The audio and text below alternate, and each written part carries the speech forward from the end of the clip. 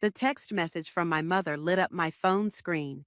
Family meeting, tonight, 7 p.m. sharp, non-negotiable. My stomach dropped as I stared at those words, knowing exactly what they meant. Ethan had screwed up again, and I was about to become the family ATM.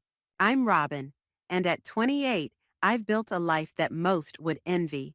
Executive position at a tech firm, my own apartment in the city, and enough savings to feel secure. But none of that matters when you're the least favorite child of Veronica Wagner. Another emergency meeting? Luca asked, peering over my cubicle wall. His concerned expression told me he remembered the last 3 family emergencies all too well. You know my mother, I said, gathering my things. Everything's an emergency when it comes to Ethan. The drive to my childhood home felt longer than usual. Each traffic light gave me another moment to remember how these meetings usually went. Last time, it was Ethan's failed restaurant venture. Before that, his investment opportunity in crypto. Every time Mom found a way to make his problems my responsibility. I pulled into the driveway, noting Ethan's new BMW parked next to Mom's Mercedes. Funny how he always had money for luxury cars, but never for his debts. Robin, finally! Mom rushed to the door, her perfectly manicured nails drumming against the frame. We've been waiting. No, hello, no, how are you? Classic Veronica. The living room looked exactly as it always had. Family photos dominated the walls, mostly of Ethan's achievements. My college graduation photo was tucked away in a corner, barely visible behind a vase. Ethan sat on the couch, head in his hands. Hey, sis, he mumbled, not meeting my eyes. Let's cut to the chase, Mom said, sitting primly on her favorite armchair. Your brother is in a bit of financial trouble. A bit? I interrupted, earning a sharp look. How much this time? 250,000, Ethan whispered. The room went silent. I laughed, but there was no humor in it. You're joking, right? This is serious, Robin, Mom snapped. Your brother made some unfortunate betting decisions. Gambling. Call it what it is, Mom. He was gambling. The important thing is, she continued as if I hadn't spoken, we need to help him, as a family. I crossed my arms. And by we, you mean me. Well, you're the only one with the means right now, she said, her voice taking on that guilt-inducing tone I knew too well. You're doing so well in your career, and family helps family. What about your savings, your retirement fund? Mom's face hardened. Already gone, helping your brother through his previous situation? And my inheritance from Dad? I asked, already knowing the answer. Ethan finally looked up, his face red. Mom used it to cover the restaurant debts. My inheritance, not yours, mine. My voice was steady, but my hands were shaking. The money Dad specifically left for my future? Robin, dear, Mom leaned forward. You have to understand. Ethan needed it more at the time. And now, well, we need your help again. Your entire salary for the next 2 years should cover it. The audacity of her demand hit me like a physical blow. 2 years of my life, my hard work, my independence, all to enable my brother's addiction and my mother's enabling. No, I said, standing up. What do you mean, no? Mom's voice rose. This is your brother we're talking about. Do you want to see him hurt by loan sharks? Do you want his life destroyed? His life? I laughed again, bitter and cold. What about my life, Mom? When has anyone in this family ever worried about destroying my life? Don't be dramatic. Dramatic? You want 2 years of my salary to fix his gambling addiction, and I'm being dramatic? Ethan stood up, reaching for my arm. Sis, please, I promise this is the last time. I jerked away from his touch.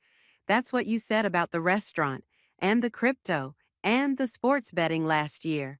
Robin Wagner. Mom's voice took on that authoritative tone that used to make me fold instantly. This is what family does. We help each other. I looked around the room, at my mother's stern face, at Ethan's desperate eyes, at all the photos celebrating his achievements while minimizing mine. Something inside me snapped.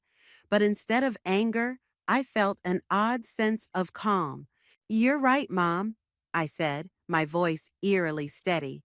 Family does help family, and I think it's time we had a proper discussion about exactly how our family helps each other. The smile that spread across my face must have worried them because both Mom and Ethan shifted uncomfortably in their seats. They had no idea what was coming, but they were about to learn that the daughter they'd always underestimated had been playing a much longer game than they realized. You did what? Luca nearly spat out his coffee across his desk the next morning. 2 years of salary? Is she insane? I stirred my own coffee, watching the cream create perfect swirls. That's not even the craziest part. Want to know what she said when I mentioned my inheritance? The one your dad left specifically for you? She actually said, that money was put to better use helping your brother's future. I mimicked my mother's condescending tone. As if my future meant nothing. Luca leaned back in his chair, shaking his head. So, what's your play here? Please tell me you're not actually considering giving them the money. A small smile crept across my face. Remember that advice you gave me 3 years ago? About protecting my assets? When you first started making real money? He sat up straighter. Don't tell me you actually did it? I pulled out my phone and opened my banking app. Every joint venture Ethan started, every investment opportunity he brought to the family, I was there, quietly becoming a silent partner. Mom was so focused on him, she never bothered to read the fine print. Holy shit, Robin. I own 30% of that failed restaurant, 40% of his crypto investment company. And the best part? I slid my phone across the desk. I'm the majority shareholder in his current business ventures. Luca's eyes widened as he scrolled through the documents. This is brilliant and terrifying. Does anyone know? Just my Aunt Martina. She helped me set it all up. I took my phone back, tucking it safely away. She's the only one who ever saw Ethan for what he really is. My phone buzzed. Another text from Mom. We need to discuss this further. Dinner tonight? Look at this. I showed Luca the message. She's not giving up. Are you going? Oh, I'm going, but not for the reason she thinks. I stood up, straightening my blazer. I have a meeting with my financial advisor in an hour. Want to hear something funny? I've been making more money from Ethan's failed ventures than he has. How's that possible? Because I actually read contracts and I understand business. I gathered my things. Every time he got a bailout from Mom, my shares increased in value. Every time he needed family help, I made sure my name was on the paperwork. Luca grabbed my arm as I turned to leave. Robin, be careful. This kind of revenge, it could blow up in your face. It's not revenge, I said, but we both knew that wasn't entirely true. It's protection, and maybe a little karma. Later that afternoon, I sat in my financial advisor's office, reviewing the documents one last time. Everything's in order, she confirmed. You have controlling interest in all three companies. Mr. Wagner can't make any major financial decisions without your approval. And the new business loan he applied for yesterday? She smiled. Denied. As per your instructions, any new funding requires your signature. My phone buzzed again. This time it was Ethan. Mom's really worried. Please come to dinner. We can work something out. I texted back. I'll be there. 7 p.m. Before heading to my parents' house, I made one more stop. Aunt Martina's cozy apartment always felt more like home than my mother's pristine mansion. You're really going through with this? She asked, handing me a cup of tea.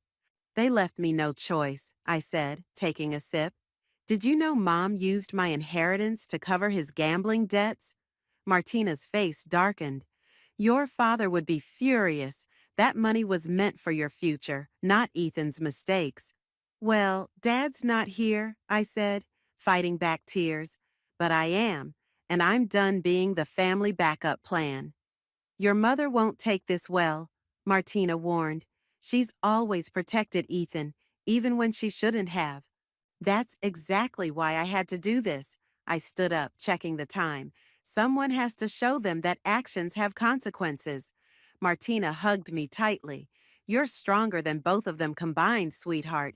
Give them hell.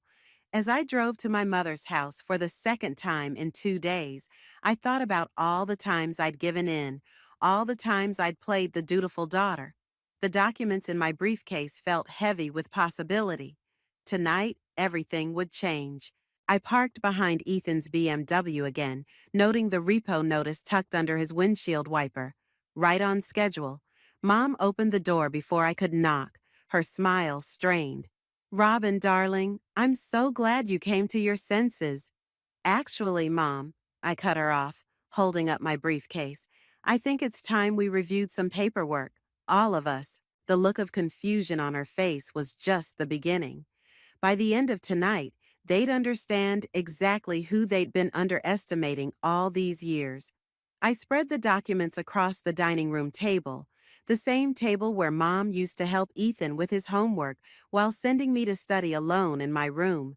The symmetry wasn't lost on me. What's all this? Mom asked, her perfectly plucked eyebrows drawing together as she scanned the papers. Remember Ethan's restaurant, the Golden Spoon?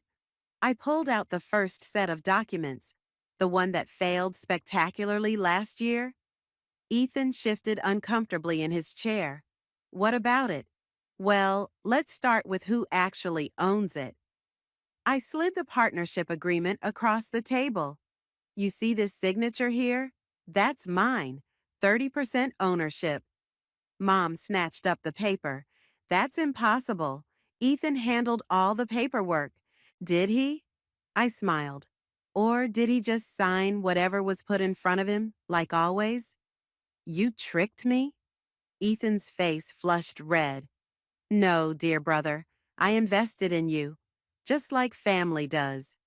I pulled out another document. And here's the crypto investment company. 40% ownership. Ring any bells? Mom's hands were shaking as she reached for the papers. This can't be legal. Oh, it's completely legal.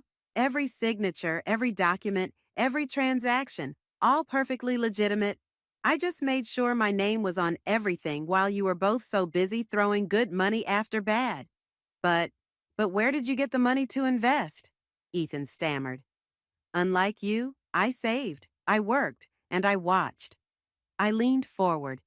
Every time Mom bailed you out, my shares increased in value. Every time you needed family help, I made sure I was legally protected. You manipulative little, Mom started, but I cut her off. Careful, Mom, you haven't seen the best part yet. I pulled out the final document, the crown jewel of my collection. This is Ethan's current business portfolio. Notice anything interesting about the ownership structure? Their eyes scanned the document, and I watched as realization dawned on their faces. 51%? Ethan whispered. You own 51% of my companies? Controlling interest? I corrected, which means no more loans, no more bailouts, no more gambling with family money without my approval. Mom stood up so quickly her chair toppled backward. You planned this, all of it. You've been planning this for years. 3 years to be exact. Since the day you took my inheritance, money Dad left specifically for me, and used it to cover Ethan's gambling debts. We needed that money, Ethan protested. No, you wanted that money. There's a difference. I gathered the documents back into my briefcase. And now about that 2-year salary demand. You heartless girl, Mom spat. Your brother needs help. Yes, he does. Real help. not enablers who throw money at his addiction. I turned to Ethan. You want to know what happens next? You're going to rehab, real rehab, not that weekend retreat spa Mom sent you to last time. You can't make me. Actually, I can. As majority shareholder, I can have you removed from all company operations if you're deemed unfit to serve. Your choice, rehab or unemployment. The silence that followed was deafening. Mom sank back into her chair, her perfectly maintained facade crumbling. What do you want? She finally asked, her voice small. I want what I've always wanted, respect, recognition, and my inheritance back. I stood up. You have 24 hours to transfer the remaining funds back to my account. Every penny you took. That money's gone, Ethan said quietly. Then you'll take out a loan to repay it. Both of you. I walked to the door, then turned back. Oh, and Ethan? That repo notice on your BMW? That's real. Maybe start with a more practical car next time. You're destroying this family, Mom called after me. I paused at the door. No, Mom, you did that years ago. I'm just making sure I don't go down with the ship. As I walked to my car, my phone buzzed with a text from Aunt Martina. How did it go? I typed back, Phase 1 complete. They know. Another buzz. Proud of you, sweetheart. Your dad would be too. Sitting in my car, I watched through the window as Mom and Ethan argued, their gestures becoming more animated by the second.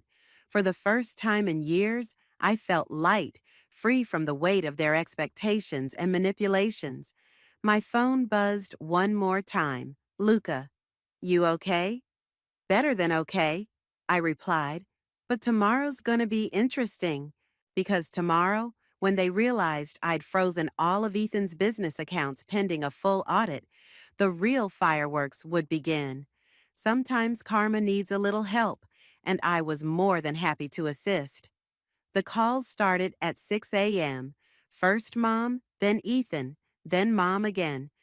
By the time I reached my office, I had 27 missed calls and 43 text messages. Your brother can't access any of his accounts. Mom's voice screeched through my phone when I finally answered. This is ridiculous, Robin. Stop this childish behavior immediately. Childish? I kept my voice level, like gambling away hundreds of thousands of dollars? Or maybe like stealing your daughter's inheritance? We need to meet, now. I'm busy, I said, watching Luca wave frantically from my office doorway. I have a meeting with the auditors in 10 minutes. Auditors? Her voice went up an octave. What auditors? The ones reviewing all of Ethan's business transactions for the past 3 years. Standard procedure when there's suspected financial mismanagement. The line went dead. I looked up at Luca, who was practically bouncing with news. You're not going to believe this, he said, closing my office door. The auditors found something big, really big. Before he could continue, my office phone rang, the front desk. Ms. Robin, your brother is here. He's quite insistent about seeing you. I could hear Ethan's raised voice in the background. Tell him I'll be down in 5 minutes. Luca grabbed my arm. You need to see this first. He handed me a folder. Your brother wasn't just gambling with his own money. The documents inside made my blood run cold. Bank transfers, forged signatures, shell companies, all leading back to one thing. Ethan had been embezzling from his own businesses. He was using company funds to gamble? I whispered.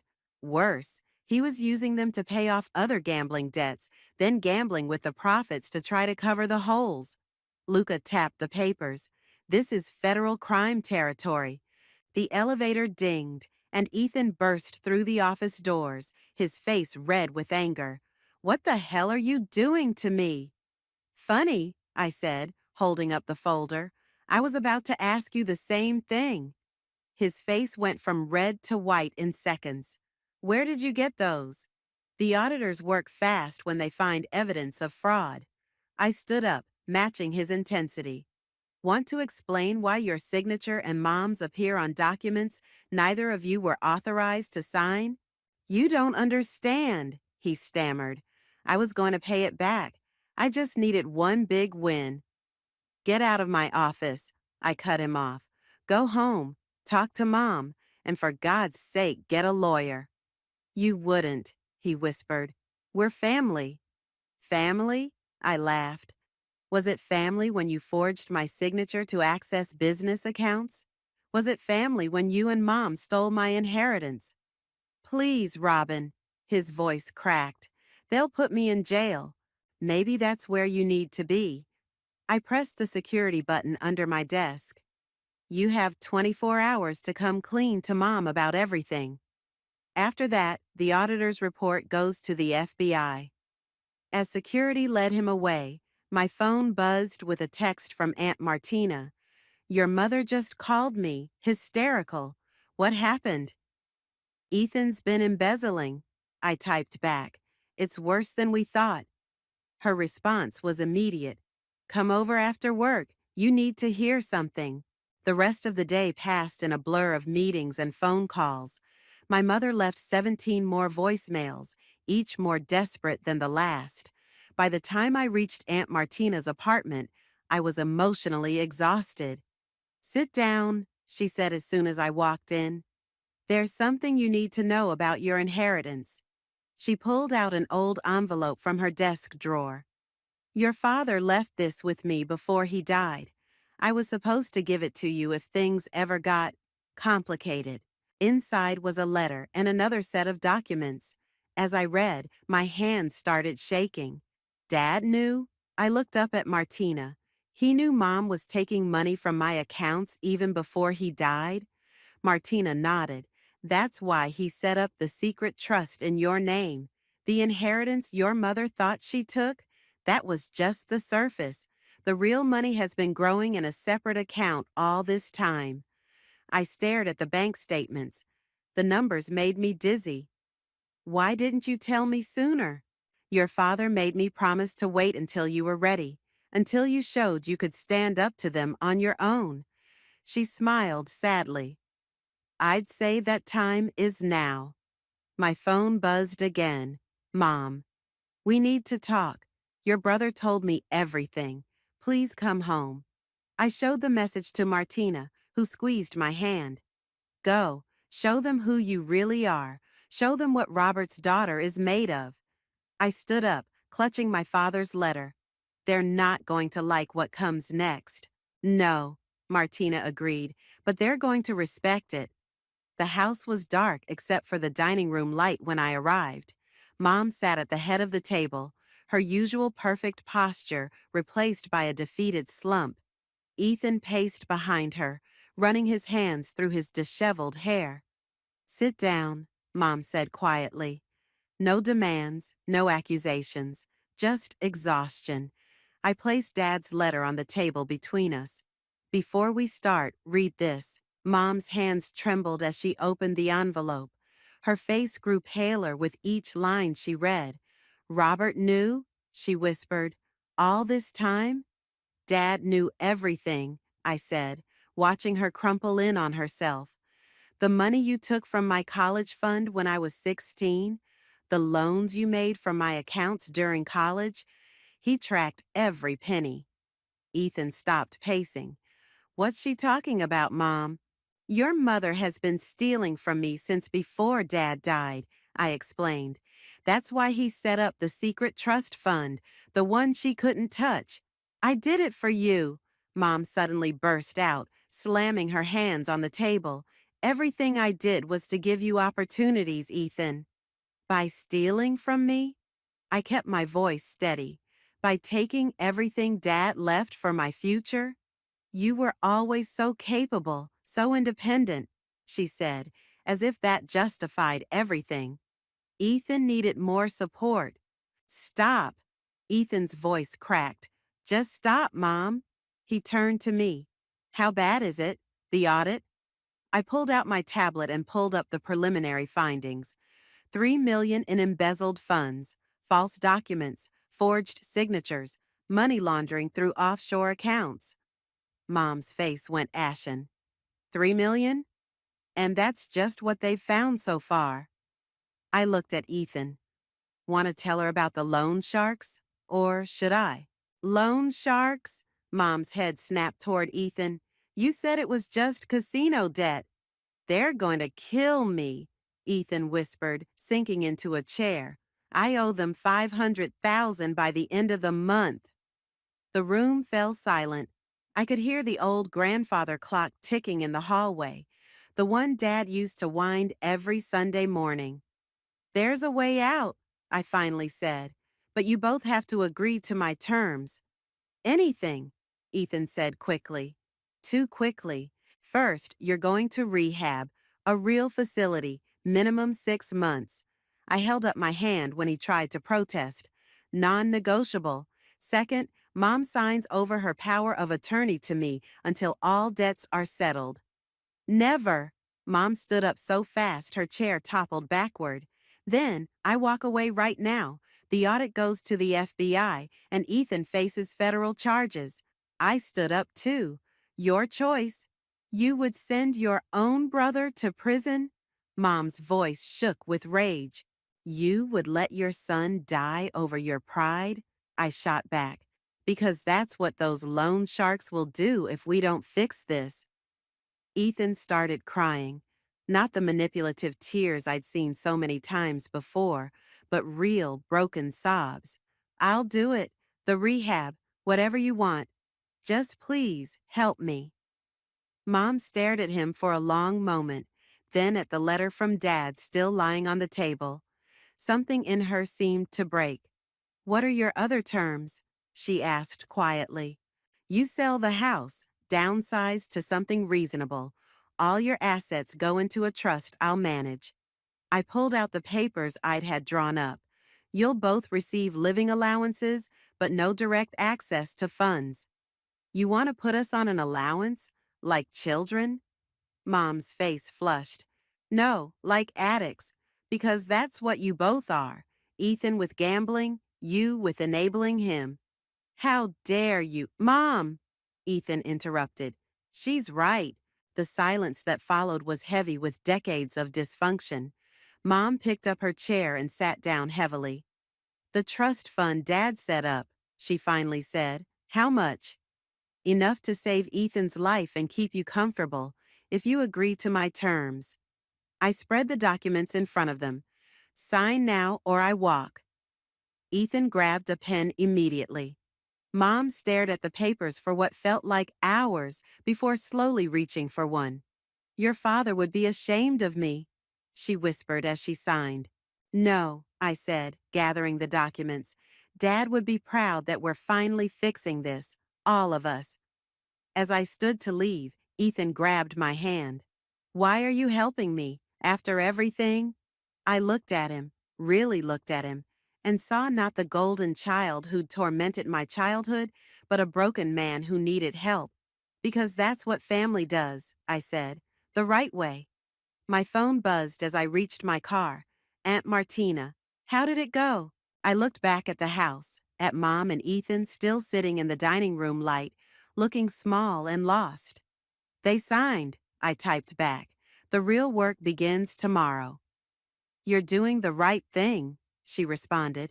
I wasn't so sure about that, but I was doing the necessary thing. Sometimes those have to be the same. The rehab facility looked more like a resort than a treatment center, but its success rates were among the highest in the country. I watched as Ethan dragged his feet toward the entrance, Mom hovering anxiously beside him. You can't come in with him, I reminded her. That's part of the program. But he needs to do this alone. I cut her off. That's the point. The intake counselor, Sarah, met us at the door. Mr. Ethan, we're ready for you. Ethan turned to Mom, his face pale. What if I can't do this? You can, I said before Mom could respond. Because you have to. As Sarah led him away, Mom collapsed onto a nearby bench, her designer handbag clutched to her chest like a shield. What do we do now? Now, we clean up your mess. I checked my phone. The realtor is meeting us at the house in an hour. You're really making me sell it? Her voice cracked. All my memories are just things, Mom. Things we're selling to keep your son alive. I helped her up. Unless you have another way to pay off those loan sharks. The drive home was silent. The realtor, Jessica, was already waiting when we arrived. Beautiful property, she said, scrolling through comparable listings on her tablet. In this market, we should be able to get around 2 million. Mom made a choking sound. But we paid 3 million 5 years ago. And you took out 2 mortgages since then, I reminded her, which we need to pay off. Jessica walked us through the house, pointing out updates needed to make it market ready. Mom flinched with each suggestion, each criticism of her perfect home. The master bathroom needs a complete remodel, Jessica noted, and these kitchen appliances are outdated. Those appliances cost $30,000, Mom protested. 5 years ago, Jessica said kindly. Tastes change. My phone buzzed. A text from the audit team. Found something else. Urgent. Start without me, I told Jessica. I need to take this. In the home office, Dad's old sanctuary, I dialed the auditor's number. We found irregularities in your mother's personal accounts, he said without preamble. Large transfers to an offshore account in the Cayman Islands. My stomach dropped. How large? Close to 4 million over the past 3 years. I gripped the desk for support. Send me everything. Back in the kitchen, Mom was arguing with Jessica about the value of her imported marble countertops. I waited until Jessica stepped outside to take a call. Want to tell me about the Cayman Islands account? I asked quietly. Mom froze. How did you? The audit covered everything, Mom, not just Ethan's mess. I pulled up the transfer records on my phone. $4 million? Where did it even come from? She sank into a kitchen chair. Your father's life insurance policy. The one you said barely covered the funeral expenses? I was protecting myself, she burst out. I knew this day would come, when Ethan's problems would become too big. I needed a safety net. While you let him destroy himself, my voice rose. While you stole my inheritance to enable him? You don't understand. Oh, I understand perfectly. I forwarded the records to my lawyer. The trust agreement you signed yesterday. It covers all your assets, including hidden ones. You can't. I can, and I will. I walked to the door and waved Jessica back in. Either you transfer that money back by tomorrow, or I add financial fraud to the list of things we're dealing with. You would send your own mother to prison? She tried to sound outraged, but fear crept into her voice. Ask yourself what Dad would do, I said. Better yet, read his letter again. Jessica rejoined us, oblivious to the tension. So, shall we discuss listing strategies? Yes, I said, watching Mom's carefully maintained facade crumble. And Mom's going to tell you about all the upgrades needed to make this place sellable. Aren't you, Mom? She nodded weakly, her hands shaking as she reached for her water glass.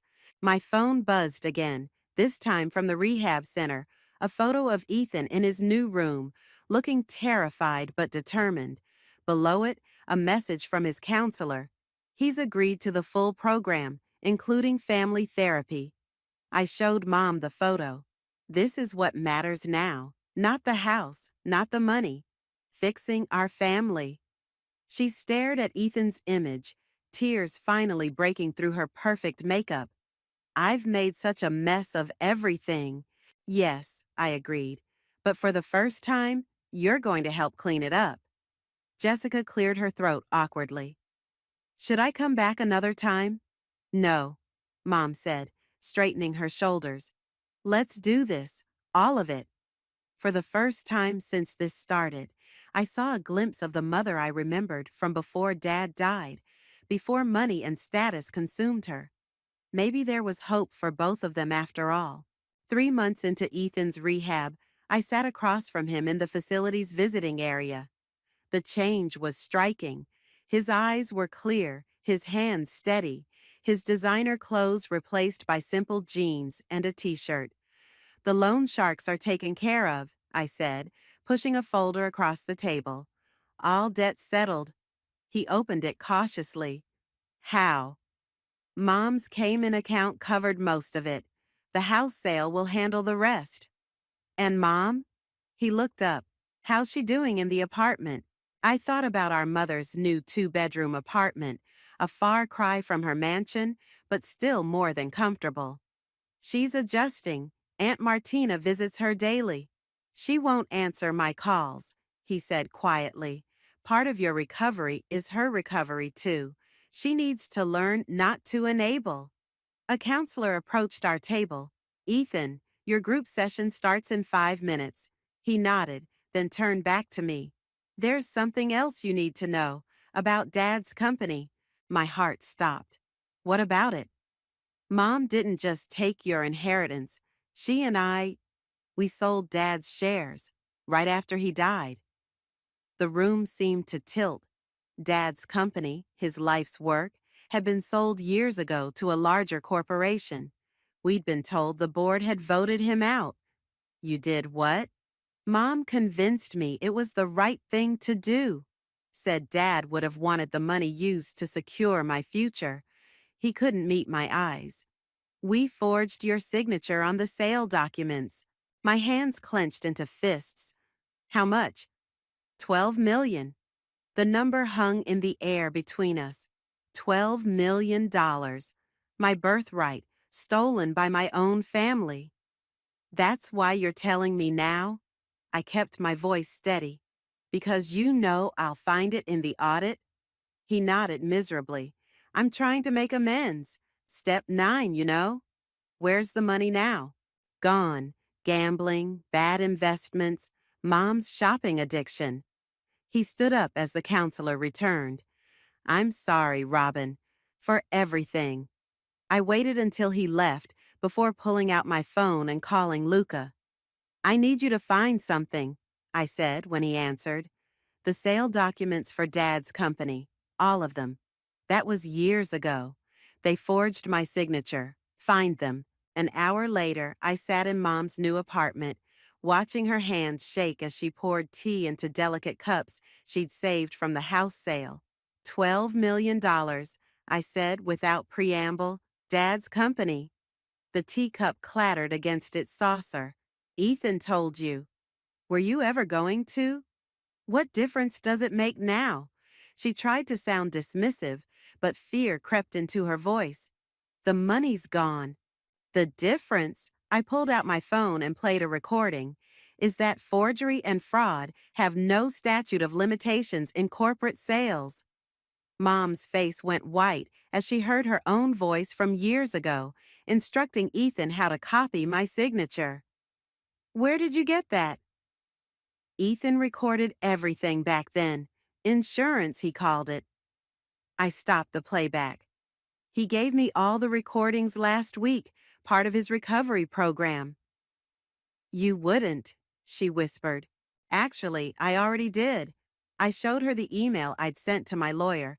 "The SEC will be investigating the sale, every document, every transaction, every forged signature. They'll put me in prison." Her teacup crashed to the floor. "Maybe, or maybe we make a deal." I leaned forward. "Sign over everything that's left, every account, every asset, everything you've hidden. In return, I'll tell them you cooperated fully." "You're blackmailing your own mother?" "I'm giving you a chance to do the right thing, finally." She stared at the broken teacup, watching the dark liquid seep into her new carpet. "Your father would be so disappointed in me."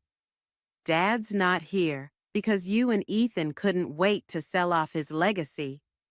My phone buzzed. A message from Ethan's counselor. "He's had a breakthrough. Wants to make full restitution."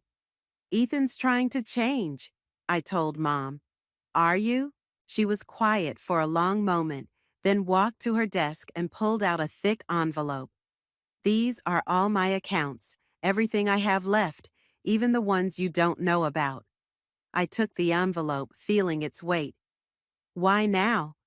Because I'm tired, she whispered. Tired of running, tired of hiding, tired of pretending we're still the family we used to be. As I stood to leave, she grabbed my hand. Will you ever forgive me?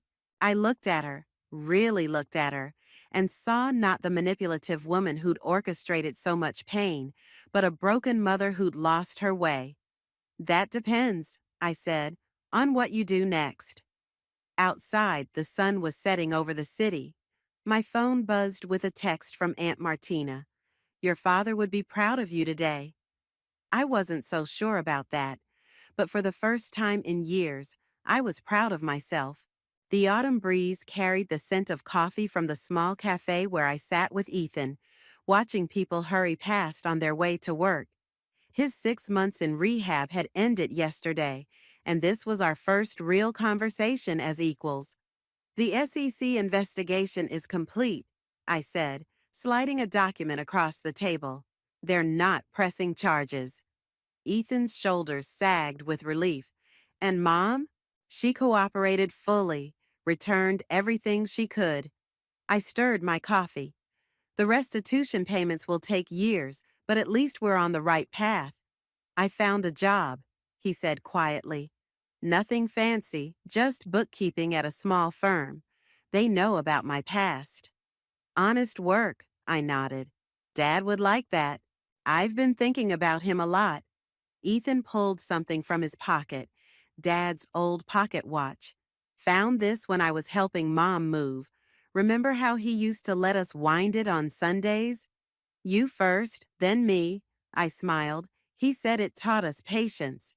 The watch ticked steadily between us, marking time in the same way it had during Sunday breakfasts and family meetings, before everything went wrong. I met with the board of Dad's old company yesterday, I said, showed them the evidence of fraud in the sale. Ethan's hand trembled as he reached for his water. And they're restructuring, offering to sell back 30% of the shares at current market value. I pulled out another document. Using what's left of Mom's Cayman account and Dad's trust fund, we can buy back in. We? The shares would be split. You, me, and a trust for Mom's care. I watched his reaction carefully. But you'd have no direct control. Not yet. He nodded, understanding the conditions. I wouldn't trust me either. It's not about trust anymore. It's about earning things back. The right way. My phone buzzed. A message from Mom. Apartment is ready for the therapy session. Please come. Family therapy starts today, I told Ethan. You ready? No, he admitted, but I'm going anyway. Mom's apartment had changed since my last visit. Gone were the expensive artworks and antiques, replaced by simple, comfortable furniture.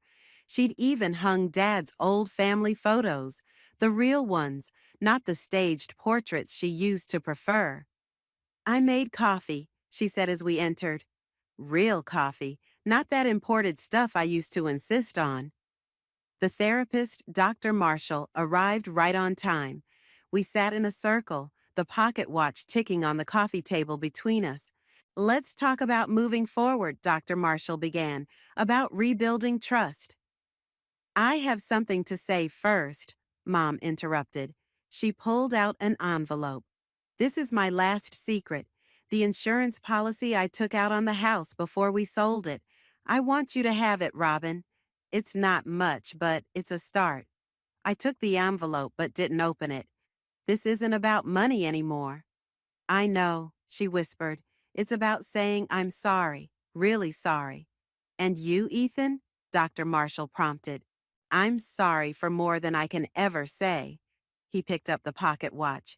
But mostly, I'm sorry I forgot who we were supposed to be, who Dad raised us to be. The watch ticked steadily, filling the silence. The board meeting is tomorrow, I said finally, to finalize the share purchase. You can both come if you want. Really? Mom's eyes filled with tears. As observers only, I clarified. But yes, it's time we faced things together. Dr. Marshall smiled. That's a significant step. How does it feel? Terrifying, Ethan admitted. Right, Mom added. Necessary, I said.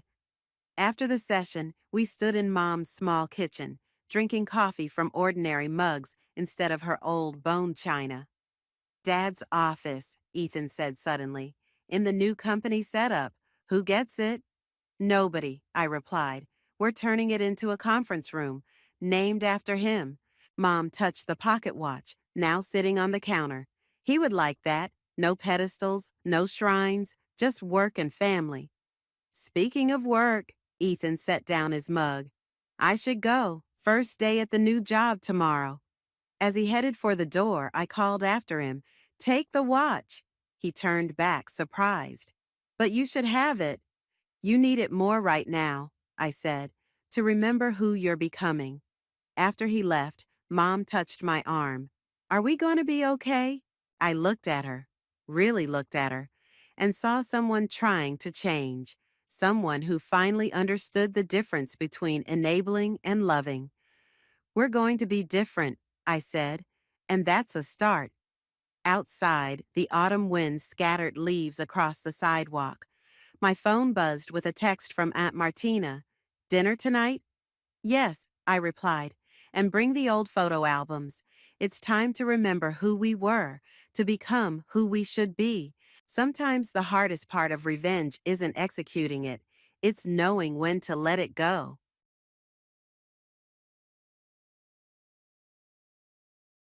The morning sun was streaming into the quiet residential neighborhood of the Dublin district. Among the neatly lined white colonial-style houses, Hayley Brown was watering her tulips in the garden as usual. Her shoulder-length brown hair swayed in the morning breeze, and her gentle smile invited greetings from the neighborhood children. At 34, Hayley worked as an office manager at a local pediatric clinic. Her caring and discerning nature earned her the deep trust of patients' families. With her warm way of speaking, she could always put anxious children at ease. Her husband Michael was thriving as a chief architect at a design firm. His sincere and family-oriented personality hadn't changed even after 5 years of marriage. Their life was stable, and they always made sure to spend time together as a family on weekends. However, recently, a small worry had been growing in Hayley's heart. She was concerned about her sister-in-law Ashley's condition. Usually bright and sociable, Ashley had started showing signs of fatigue lately. Working as a part-time supermarket clerk while in her 3rd year of marriage, Ashley seemed like she was being chased by something. Ashley's husband and Michael's brother, Ryan, had also changed. Working as a construction worker, he was known for his quiet but serious personality, but things had been different these past few months. Rumors had reached their ears that his work had become unstable and his income had decreased. Their daughter Rachel had grown into a bright and honest 7-year-old girl. She excelled at art in school and always created wonderful pieces. However, lately, she had been showing expressions of concern about her parents' situation more frequently. The weekly family dinners were once lively gatherings. However, her sister-in-law's family's participation had gradually decreased, and recently they rarely showed their faces. Instead, Rachel alone had been visiting Hayley's house more often. In contrast to Hayley and her husband's stable income and comfortable life, her sister-in-law's family's financial situation had been growing more severe. There were rumors that they were struggling with medical bill payments and falling behind on their mortgage payments. Whispers about late credit card payments had also started circulating in the neighborhood. As Hayley finished her gardening, she reflected on recent events. At yesterday's dinner too, Ashley had looked like she wanted to say something but ended up leaving without speaking. With Michael away on a business trip this weekend, she had been thinking about what she could do to help when the phone rang. The name displayed was Ashley. Haley paused her garden work to answer the phone. Haley, I'm sorry to call so early in the morning. Ashley's voice on the other end was higher than usual and somewhat flustered. Something urgent came up. Could you come over today to look after Rachel? There was something pressing in her voice. Ashley, who would usually explain things in detail, was trying to be vague today. Of course. Michael's away on his business trip, and I was just thinking it would be nice to spend time with someone. Though feeling uneasy, Haley responded cheerfully. Really? Thank you. It would be a great help if you could come around 10 o'clock. The call ended abruptly. As she put down her phone, Haley frowned. Ashley's demeanor suggested something more alarming than her recent tired appearance. At 10 a.m., she headed to Ashley's house as promised. I'm really sorry. I'll be back by evening.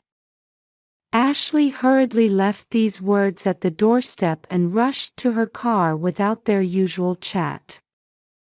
As Haley was about to wave goodbye, she caught Rachel's eye.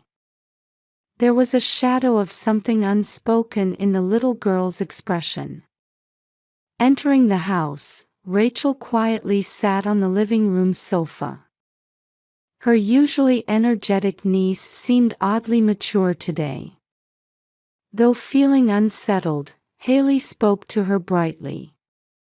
Rachel, what would you like for lunch? Auntie, Mom's been crying a lot lately. Stunned by the sudden confession, Haley was at a loss for words. Rachel was clutching her small hands in her lap. Dad and Mom always argue in quiet voices at night. But when they notice I'm awake, they suddenly start smiling. Haley sat next to her niece and gently put an arm around her shoulders. I see. That must have been hard for you. Yes. But I'm happy because I get to make cookies with you today. Rachel's expression brightened a little. Her smile made Haley's heart ache. Around 2 p.m., they were standing in the kitchen. While making chocolate chip cookie dough, Rachel happily chatted about school. However, Haley couldn't ignore the unsettling feeling about the house. The family photos near the entrance were missing. The expensive vase that should have been in the living room was gone too. It was as if valuable items were being gradually cleared away. Auntie. Rachel's voice interrupted Haley's thoughts. This room smells like gas, my head hurts. In that instant, a chill ran down Haley's spine. Indeed, there was a faint but unusual smell. And from the back of the kitchen came what sounded like a mechanical noise. The sound was like a timer. Haley instinctively grabbed her mobile phone. There was no time to hesitate. Rachel, let's get outside right now. With trembling fingers pressing 911, Haley firmly held her niece's hand. As they headed toward the entrance, the strange sound from the kitchen grew louder. When they got outside, the spring air enveloped them. However, Haley's back remained frozen. The operator's calm voice echoed through the phone. 911, Emergency services. What's your emergency? Dublin District, 1423 Maple Street. There's a gas smell inside the house. And there's a suspicious sound from the kitchen. Haley explained the situation while trying to control her shaking voice. Rachel remained silent, clutching her aunt's hand. We're dispatching fire and police units immediately. Please move away from the location and wait in a safe place. After hanging up, Haley looked around at the neighboring houses. On this Sunday afternoon, a tense atmosphere had begun to settle over the quiet residential street. The sound of sirens approached from the distance. Holding Rachel close, Haley looked up at the sky with a prayer-like feeling. Then she stared at the incoming call from Ashley, displayed on her phone screen. Her fingers trembled. As she wondered whether to answer, a police car stopped in front of them. A fire truck arrived next, and officers quickly began securing the scene. In Haley's mind, Ashley's hurried manner from this morning replayed. And all the missing photos and valuables from the house. Had everything been prepared for this moment? Rachel whispered in a small voice. "Auntie, I'm scared." Haley held her niece tighter. By 3 p.m., Maple Street was awash with emergency vehicle sirens and blue lights. Neighbors had come out of their houses to watch the situation. 3 police cars, 2 fire trucks, and a gas company emergency vehicle had arrived, and the scene was quickly cordoned off. "Mrs. Brown." "I'm Detective David Morrison." A tall, middle-aged detective stepped forward from among the officers. His gray suit carried an air of calm authority. "Could you tell me more about the gas leak report and the suspicious sound?" Still holding Rachel's hand, Haley began explaining the morning's events. Ashley's sudden phone call, her unusual behavior, the unsettling feeling about the house. As she spoke, all the events took on an ominous meaning. About the sound from the kitchen. However, Detective Morrison's question was interrupted. A white SUV was approaching the scene at high speed. Haley turned around. Ryan was driving, with Ashley in the passenger seat. Their expressions tensed as they saw the scene surrounded by police cars. Officers immediately surrounded them. Sweat beaded on Ryan's pale face. Ashley was already in tears as she got out of the car. Haley instinctively embraced Rachel.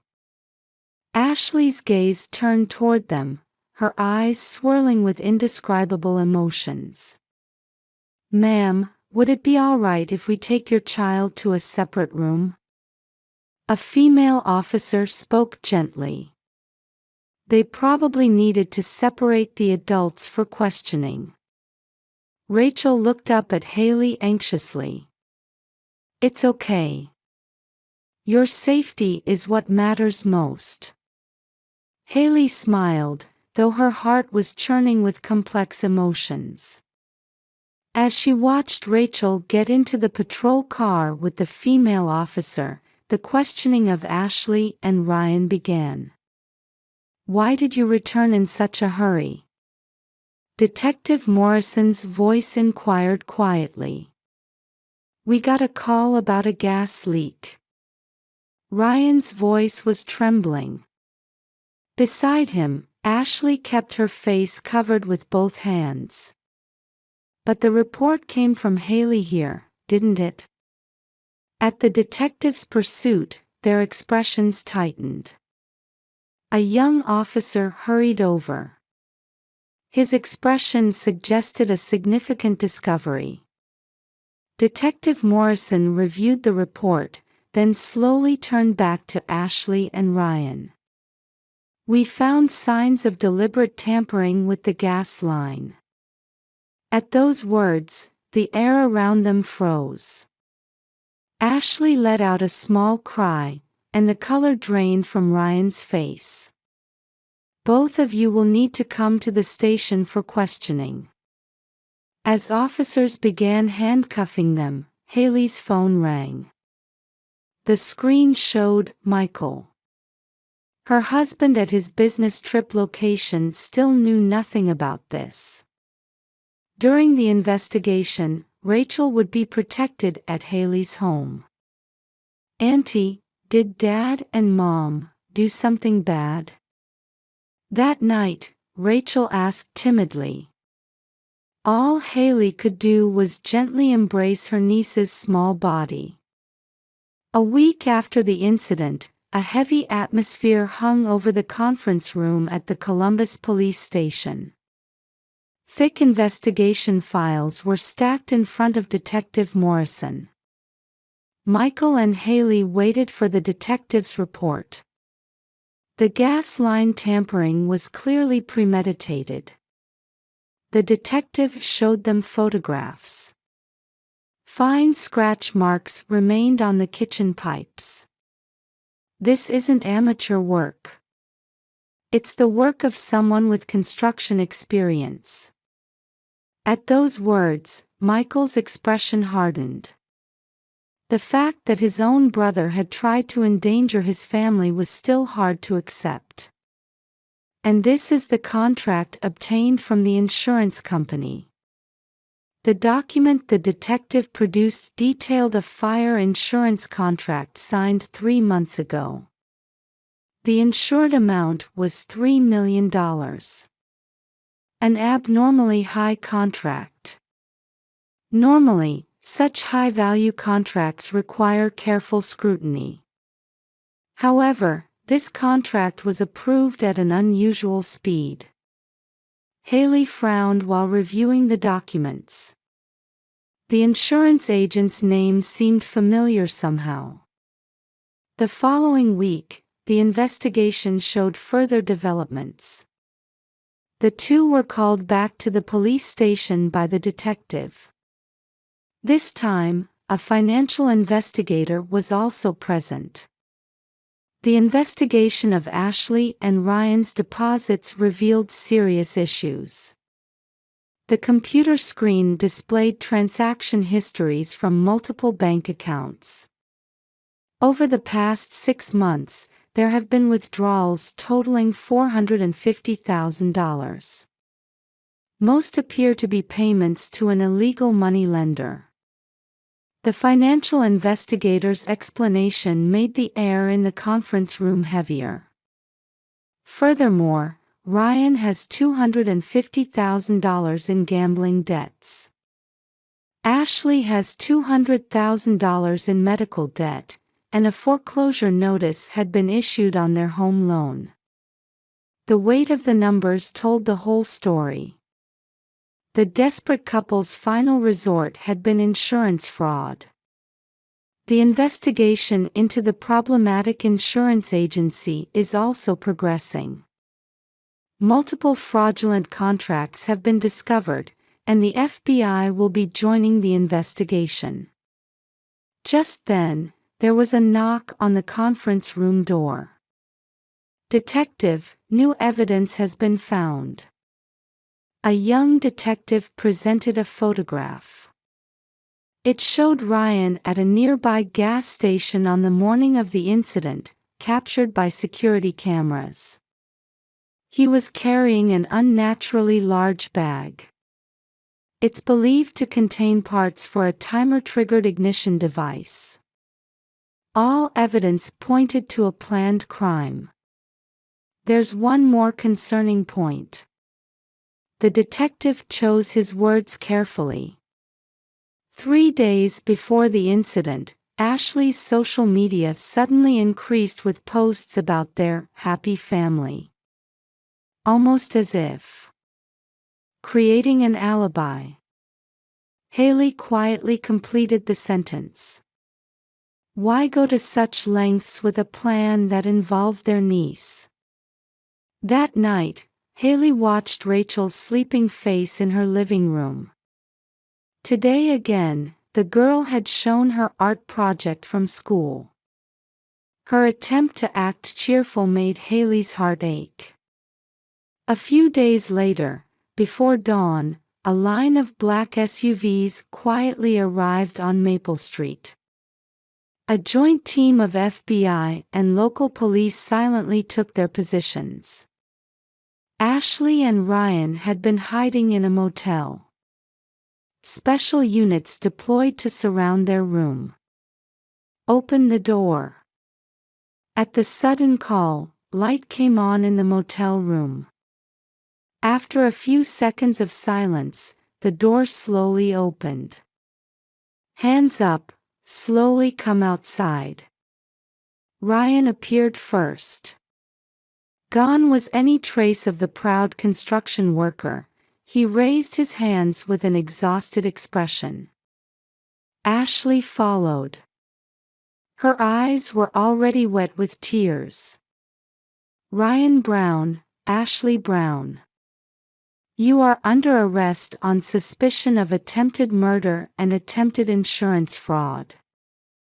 The sound of handcuffs shook the pre-dawn air. In the police station interrogation room. Evidence seized from the motel was spread across the table. Tools used for the tampering, insurance documents, and debt statements. Everything told the story of a planned crime. Why go to such lengths? To Detective Morrison's question, Ashley began answering through tears. We had no choice. Being chased by debt collectors every day. But what about Rachel? That child believed in you. Haley suddenly entered the room, having been listening from next door. Ashley's voice trembled.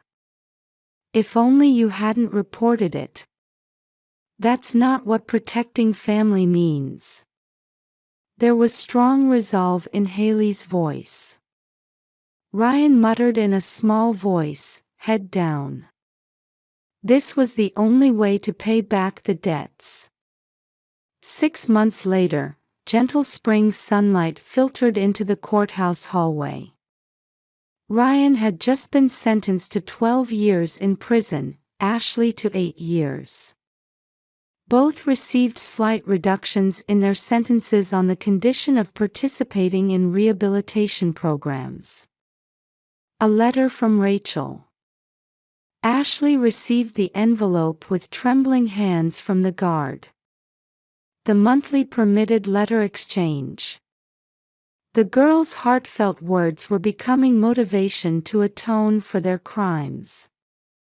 Meanwhile, Haley and Michael had officially obtained temporary custody of Rachel. The girl had adapted to her new school and was receiving high praise from her art teacher. Auntie, look! On a holiday in the park, Rachel showed them a picture she had drawn. It showed Haley, Michael, and Rachel holding hands and smiling. What a lovely picture! In the evening twilight, while cleaning up after their picnic, Haley looked up at the sky. Family sometimes faces difficult choices. But with true love, the right path will always be found. Watching Rachel laugh innocently, Haley continued quietly. Rachel, your smile is our hope. The incident had a significant impact on the local community. Support programs for those in financial distress were enhanced, and awareness activities to prevent similar incidents began. Above all, this event questioned the true meaning of family bonds. Family isn't just about blood ties. It's the heart that cares for and supports each other that creates a true family.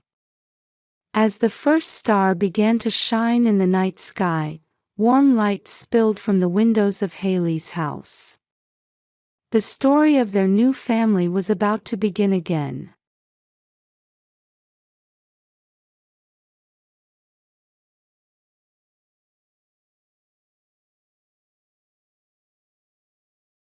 Housework is women's work. Have some shame asking your husband to help. My husband commanded me with a smug look on his face to do the housework despite my broken bone. I thought he should be the one ashamed, but maybe divorce was my only option. Just then, my usually quiet, book-loving daughter dropped quite the bombshell. So there's another child in this house. I guess that would be my little brother. My name is Miranda, and I'm 65 years old, raised in rural Arizona. There's only one thing I slightly regret about growing up in Arizona, and that's the story of my dark marriage. In my 20s, my boss introduced me to a man from one of our client companies, who later became my husband. Some might find it strange to be introduced to someone through work, but it's quite common in small towns. I wouldn't know about city life, I've never lived there. But in my area, neighbors and even college professors had this peculiar habit of trying to play matchmaker for single women. My husband, being older than me, was knowledgeable about things I didn't know, and his conversations were always interesting. He was well trusted by his superiors, and seemed to be a perfect gentleman who was considerate of women's sensitivities. Looking back, I suppose it was natural that I, who looked at this know-it-all man with starry eyes, ended up marrying him. But now I wish someone had slapped some sense into me and yelled, "Don't do it." We dated for 6 months. Without living together before marriage, we tied the knot rather quickly, and before we knew it, we were blessed with a child. Because our courtship was brief, at first it was exciting to discover new sides of him that I hadn't known before. But around the time our daughter turned 2, I started seeing things about him that I would have been better off not knowing. Until then, he had been someone I could rely on, who would listen to my stories and sometimes offer advice. But he began cutting me off when I tried to speak, saying things like, "Today, my boss was going on and on about his achievements. It's really annoying because I'm the one supporting him behind the scenes." If I try to respond with, "Oh, that must be tough. Workplace issues can be challenging. You know, He'd interrupt with, I don't want to hear about your stuff." He just wanted to talk about himself and have me listen. It seemed like he thought of me as nothing more than someone to vent to. Sometimes he would listen to me, but as soon as the conversation got going, he'd cut me off with, "Enough. You talk too much. Get me a beer." It was the same even with topics about our daughter. I could never really consult with him about parenting. Come to think of it, our dates before marriage were always alcohol-free because he drove me home. Was it familiarity and routine that changed him? Or did alcohol bring out his true nature? Maybe both. Still, since he was a good husband when sober, I tried to brush it off when he interrupted me, thinking he must be tired from work. One day, we were invited to a colleague's wedding as a couple. Since they had attended our wedding, they specifically asked both of us to come. It seemed only proper to attend, so naturally, we both went. "Hey, congratulations." My husband found his colleague at the venue and wrapped his arm around the groom's tuxedo-clad neck, offering warm congratulations. I also offered my congratulations with a bow. As my husband and the groom were chatting cheerfully, I heard some unforgivable words from my husband's mouth. Listen up, once you're married, you need to properly train your wife. What happens after marriage is crucial. Make sure she understands that she's able to live thanks to her husband. While his colleague listened with sparkling eyes saying, "Yes, I was mortified just being there." Train his wife. What are these people talking about? Shouldn't they be the ones getting re-educated about basic human rights? Given the celebratory mood, I couldn't bring myself to spoil the atmosphere or embarrass my husband by saying, "What are you talking about?" The lecture would have to wait until we got home. After the wedding, when we returned home and my husband was drinking, I brought up what had happened. "You know, you shouldn't talk about training your wife. Men might think that way, but it just makes women uncomfortable." I tried to choose my words carefully, trying to be considerate of his good mood while drinking. However, what? "So you think that way too?" he interrogated me. "I've been feeling secure because you do the housework without me having to say anything and keep everything clean, but I never thought you'd be a woman who doesn't appreciate her husband." I was stunned by his words. True, I had been playing the role of a wife by mimicking my mother whom I'd watched as a child. I would quietly refill his drink glass when it was empty and handle all the household chores, cleaning, laundry, everything. I didn't mind doing it and had been proactive about it, barely giving it a thought. But at this moment, I realized that my husband saw it as something a wife should naturally do. "I am grateful. I'm a housewife living off your income. But I don't think it's right to say such things about other people's households. Every family has its own dynamics." "Shut up." My husband, inexplicably enraged by my comment, slammed the table. "Once you become a wife, it's only natural to be obedient to your husband. That's what being a man means. I'm letting this slide because it's me, but normally you'd get slapped for talking back to your husband." I felt like I was finally seeing my husband's true nature. As I stood there speechless, he said, "I never thought you were such a shallow woman." Then he made a show of pouring his remaining beer down the drain, violently crushed the empty can, and stomped upstairs to the bedroom. It was as if he was saying, "I'm angry, and you should be scared. Do as I say."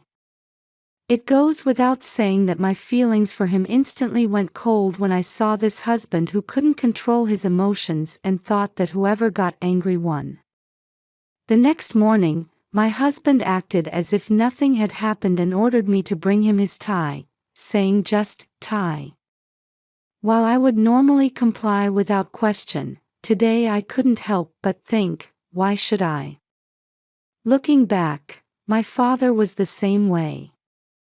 My mother dutifully took care of my father, and I thought that's just how marriages worked, but perhaps my father was also a domineering husband like mine. Without the internet back then, it was hard to properly understand what constituted an overbearing husband, but at the very least, I don't think they're supposed to make loud noises to intimidate their wives. While my husband acted as if nothing had happened that morning, changes started appearing gradually after that. For example, with my makeup. When I tried wearing slightly bright pink eyeshadow, he yelled, "A married woman shouldn't wear colors that attract men." I wanted to talk back, but stayed quiet to avoid trouble. When I styled my hair in a trendy way, he'd yell, "Don't dress so disgracefully at your age. Are you trying to embarrass me?" Thanks to my upbringing, I was used to things like him coming home and demanding food, or "Where's my coffee?" But even my father never tried to dictate my appearance. It seemed that ever since the day I talked back, my husband had become more focused on educating me about how a woman should be. While I love my parents, if I had grown up in a home without a domineering father, I might have realized sooner how abnormal my husband was. Looking back now, there were so many red flags. Though I was gradually becoming disgusted with my husband by this point, I had a 4-year-old daughter. She was attending kindergarten, and if we divorced, there would be issues with changing schools, plus concerns about whether I could make it on my own as a housewife. It was especially tough being a single parent in those days. Being a single mother would significantly reduce my chances of getting hired, whether for part-time or full-time work. I thought I'd try to save money by working part-time while continuing my married life. But when I told my husband, "Dear, I'd like to get a part-time job," he slammed the table. When I looked up startled, there he stood with an enraged face. I froze, unable to speak. "Are you saying my earnings aren't enough?" While that was technically true since divorce was my goal, I couldn't say that now. "No, that's not it. I just feel like I'm becoming isolated from society just raising our child. I need some social experience so I don't end up teaching our daughter outdated things." "That's what you say, but aren't you looking down on my income?" "No, I get it now, you just don't want to do housework. Even if you start working, you'll still be doing all the housework." While he was completely missing the point, being told that actually made me not want to do the housework. I snapped and finally said those words. "I'm tired of being with you. Let's get divorced." He probably hadn't expected that. My husband's eyes went wide, and his mouth fell open. "Do you understand what you're saying?"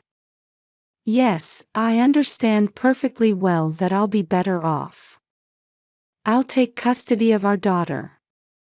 I can manage to find work if I stay with my parents for a while." While saying it myself, relying on my parents felt a bit pathetic, but they'd probably forgive me if I made it up to them after getting back on my feet. I thought, so this is how abruptly a marriage can end. Reconsider. I was wrong. Well, actually I don't even know what I did wrong, so please tell me, I'll fix it. To be honest, my husband's words about not even knowing what he did wrong were refreshingly sincere. It's natural he wouldn't understand, given how fundamentally different our ways of thinking were. This was much better than him pretending to understand and apologizing. I thoroughly explained my frustrations with his attitude, our differences in thinking that had worn me out, and how I couldn't envision our life together working out going forward. "I had no idea I was causing you so much pain. I'm sorry. I wanted to talk about it, but you always interrupted me, so we could never have a proper discussion. I'm just tired. I'll never do it again, so please give me another chance. It hurts to be separated from both you and our daughter." My husband said this with tears in his eyes. Come to think of it, this was the first time I'd seen him cry. Despite everything, it's hard to stay strong when the person you chose to marry shows you their tears. I also knew how much he adored our daughter. So, after warning him, "This is your last chance," we reached a compromise. I would give up on working part-time, and he would work on his attitude, and held off on the divorce. For nearly 7 years after that, we had peaceful days. Well, there were occasional glimpses of his domineering nature, but I think he tried his best to control it. He would apologize quickly, so I learned to let things go. However, one day it was decided that my husband would have to transfer to a different location for 2 years. He chose to go alone rather than make our elementary school daughter change schools, but this decision would greatly alter our family's fate. When he returned after his scheduled 2 years away, he had become even more domineering than before. Was it a reaction to living alone at his post, where no one did anything for him? Or was it because his promotion had him ordering subordinates around, and he was carrying that attitude home? While I couldn't understand the change in his mindset, it was clear that his solo living had cultivated an even more selfish and inconsiderate husband than before. To start with something very small, after returning home, he frequently forgot to turn off the bathroom light or didn't completely turn off the faucet. Naturally, I got angry about this. After all, electricity and water bills aren't trivial. However, he would yell, "It's my money, so I can use it however I want. Besides, if you see the light on, you should just quietly turn it off instead of nitpicking about every little thing." It's strange that when I point out it's wrong to leave lights on, he gets defensive with whoever notices it should turn it off. You're so petty to point it out. Apparently, his transfer location had been near his parents' home, and he'd visited them often, because he started saying things like, "My mother may be old, but she's not careless like you over the smallest things." For example, when I served store-bought side dishes for dinner because I was short on time, or when I put leftover field trip sandwiches on the dinner table, he would complain endlessly. Our daughter enjoyed the food, and it wasn't like we were eating convenience food every day. Even the sandwiches were homemade. Well, I rarely cut corners, but I thought, what's wrong with occasionally relying on convenient options? Housework is hard work, you know. It really made my blood boil to watch him complaining while eating more than anyone else, completely ignorant of what it takes to raise a child, attend school events, and participate in PTA meetings. I was reaching my limit, thinking, if you're so particular about homemade food, why don't you make it yourself? I don't need to take criticism from a man who's barely set foot in the kitchen since moving into this house. At this point, the word divorce flickered through my mind again for the first time in a while. Then one day, of all things, I missed a step and fell down the stairs while heading to the supermarket, and had to be taken to the hospital by ambulance. I had broken my ankle. The recovery would take about 3 months. The doctor smiled and said it might heal faster if the progress was good, but that was probably just to cheer me up. At least, it hurt too much to believe it would heal that quickly. I suppose I should be grateful it wasn't my dominant foot, but everything was inconvenient.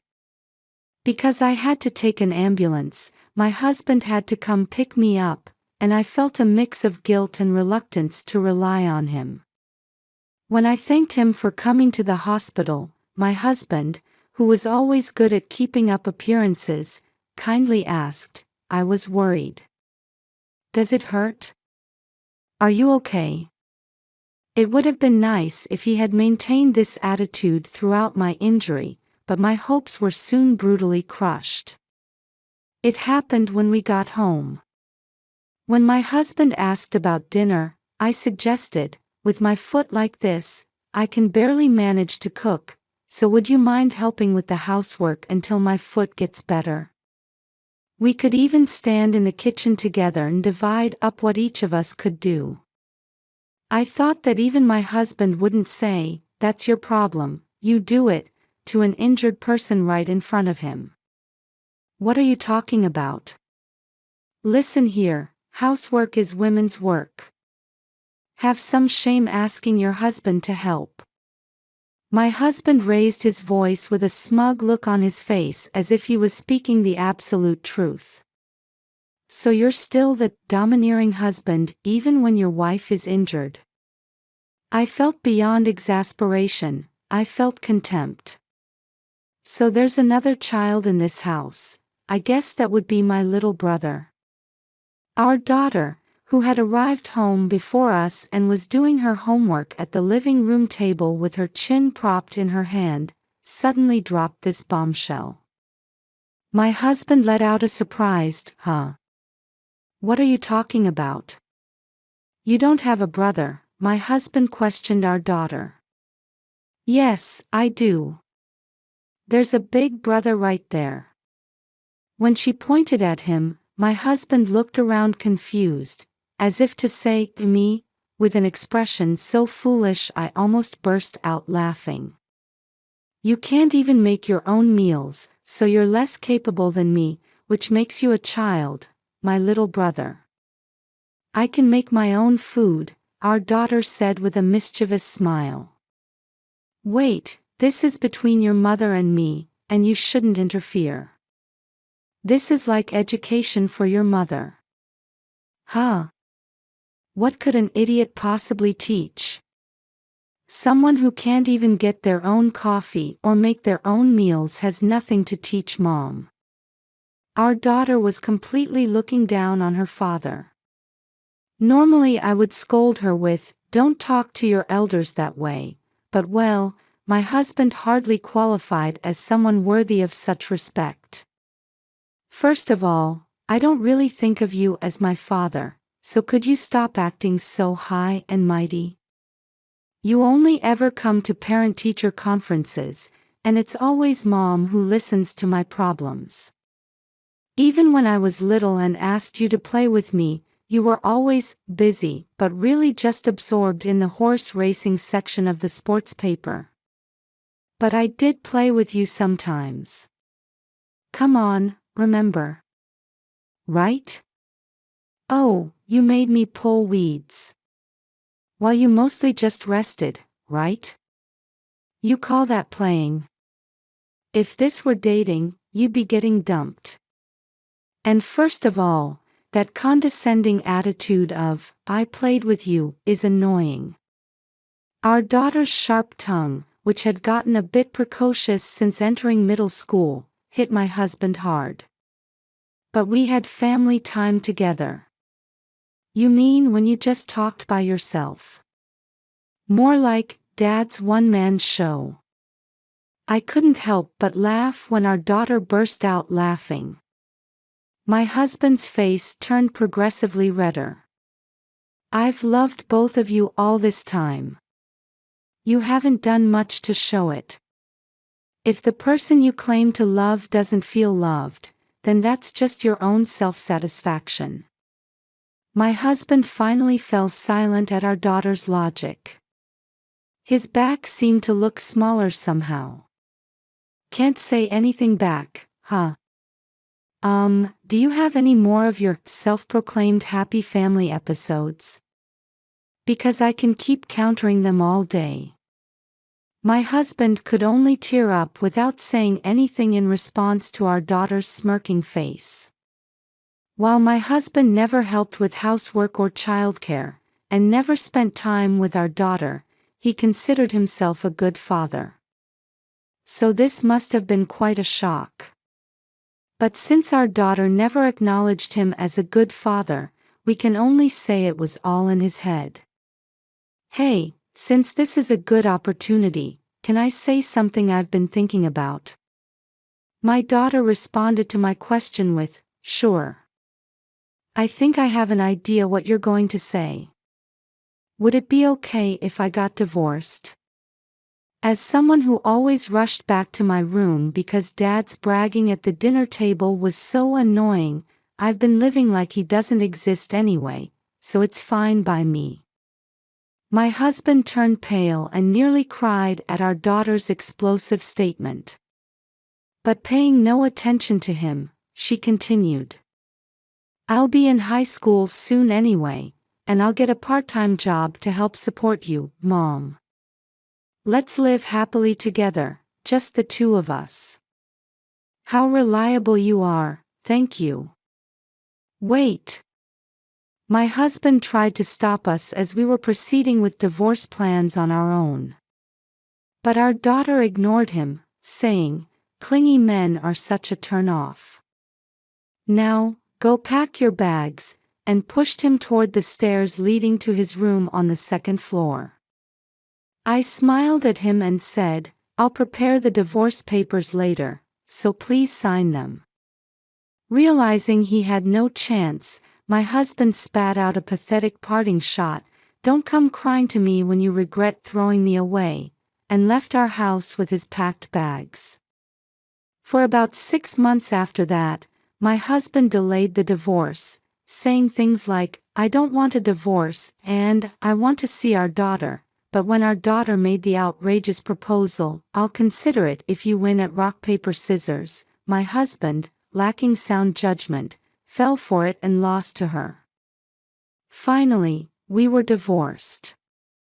Of course, our daughter stayed with me, and through the division of assets, our house became ours, and we received child support. By the way, we gave him the car that was our joint property since I didn't have a license and it was old anyway. Occasionally, he would send messages saying things like, "I realized how precious you both were after losing you," or "This is me recently," with his photos attached, but our daughter just had fun editing his photos. While he continued to reach out to us, I now just found it amusing how completely his feelings failed to reach our daughter. After we finished receiving child support, my daughter and I moved, and we've completely lost track of him. As promised, our daughter worked part-time jobs while completing high school and went on to a fairly prestigious university in our state. By the way, I never touched the money she earned from her part-time jobs and gave it all back to her at her wedding. Even though I was a mother without much skill or education, I showed her that with determination and grit, you can make it work. My daughter's husband is a very gentle person, and I'm actually more worried about my daughter being a bit spoiled. Her husband says, "I like being swept up in her pace, so maybe it's okay." Well, they've been blessed with 4 children, so they must be doing well. After my daughter's marriage, I lived alone for a while, but at her husband's suggestion, I moved in with them. This was just a few years ago. When I moved in, my daughter's husband even had the house renovated to make it barrier-free. I'm deeply grateful for such a wonderful son-in-law. The grandchildren are adorable, and I'm having fun participating in childcare again after so long. These days, I'm looking forward to continuing to protect this lively home together with my daughter and her husband.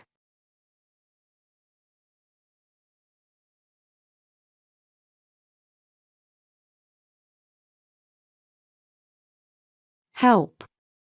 On the day before my grandchild's funeral, a faint voice came from somewhere. Huh? What? As I listened closely, it seemed to be coming from inside the coffin. Trembling with fear, I opened the lid of the coffin, and there was my 3-year-old granddaughter, who was supposed to have died from illness, tied up with chains. I couldn't comprehend what was happening. "Grandma, you know." As unbelievable facts were told from my granddaughter's mouth, I was at a loss for words. Unforgivable. How could this happen? The anger welling up inside me exceeded my limits of patience. I lost my husband in an accident when I was 38. As a widow, I devoted all my energy to raising my son, Timothy, who was 13 at the time. When Timothy was 34, he married a woman named Sarah. "You can finally relax now," my friends all said, acknowledging my years of hard work. Timothy and Sarah lived about a 30-minute drive from my house, maintaining a comfortable distance. Soon after their marriage, we found out she was pregnant, and I was eagerly awaiting the birth of my first grandchild. When Sarah was in her 3rd trimester, I visited their house to share some vegetables. We weren't sure about the baby's gender for a while, but it turns out it's a girl, Timothy said. Oh, how exciting! I replied. Yes, but I really wanted a boy, he sighed. The couple seemed visibly disappointed that the baby wasn't their desired gender. With a girl, you'll have the joy of choosing cute outfits, I said, trying to cheer them up. Of course, I thought the gender didn't matter as long as the baby was born healthy, but I was trying to boost their spirits. However, they were so shocked they didn't respond at all. Still, I thought once they saw their adorable newborn, they'd forget they ever felt that way. A few months later, my granddaughter was born safely. They named her Olivia, and she was the sweetest little girl. I truly understood the saying, too precious for words. I visited my son and daughter-in-law whenever I could to see my granddaughter. However, as I observed the two of them, something bothered me. Even when Olivia cried for a long time, they hardly paid attention to her. Oh my, what's wrong? I'd say, reaching out to pick her up, but Sarah would glare at me. Mother-in-law. Don't do that, she'll get used to being held.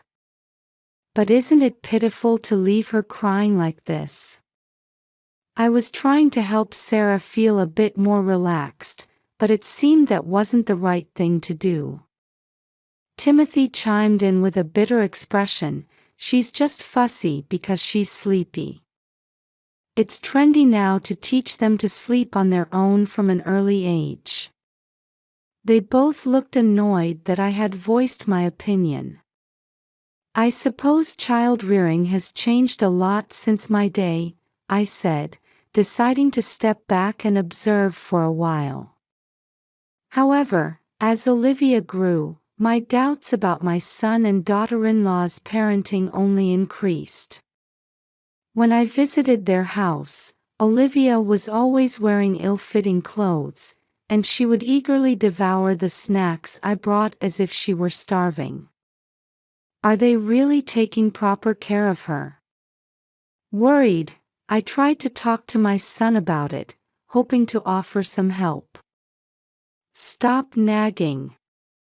Don't interfere with how we raise our child. Timothy shouted, refusing to listen. What's more, every time I said something, he started treating Olivia roughly. Witnessing such behavior, I found myself unable to speak up and decided to keep quiet. A little while later, around Olivia's third birthday, Sarah became pregnant with their second child.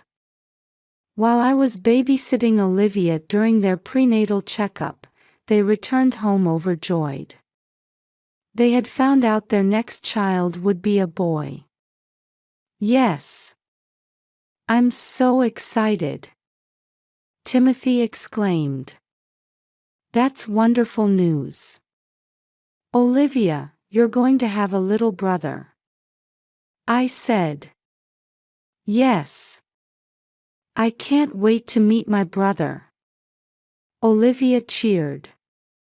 Seeing Timothy and Sarah's happiness and Olivia's joy, I felt relieved. Maybe they're slowly becoming a real family, I thought. However, my relief was short-lived. Around this time, Olivia started falling ill frequently. Several times, I'd receive a message from Timothy the day before a planned visit saying, "Tomorrow won't work." When I asked why, he'd say Olivia wasn't feeling well. Even when I offered to visit and check on her, they refused. After persistent pleading, they finally allowed me to come over, and I rushed to their house. When I finally saw Olivia after a long time, She looked emaciated. Doesn't she need to be hospitalized? If she's at home, it can't be that serious, right? I asked. Timothy hung his head, covering his face with his hands. We thought it would be better for her to spend her remaining time at home, he said, his voice trembling. Hearing my son speak like this, I knew something was terribly wrong. What's her diagnosis? It must be quite serious, right? I was filled with disbelief and a desire to take Olivia's place if I could. After that, I visited Olivia as often as time allowed, but my son and daughter-in-law gradually prevented me from seeing her, saying it might tire her out. This went on for about a month, and then it happened suddenly. Olivia has passed away, Timothy informed me, and my world went dark. She was only 3 years old. She had so many joyful experiences ahead of her. Thinking about how I couldn't do anything for her, I broke down in tears. I was also worried about Sarah, who was in her final month of pregnancy, and my heart ached imagining how devastated she must be. When I went to my son's house, funeral preparations were underway, and Olivia was already in her coffin.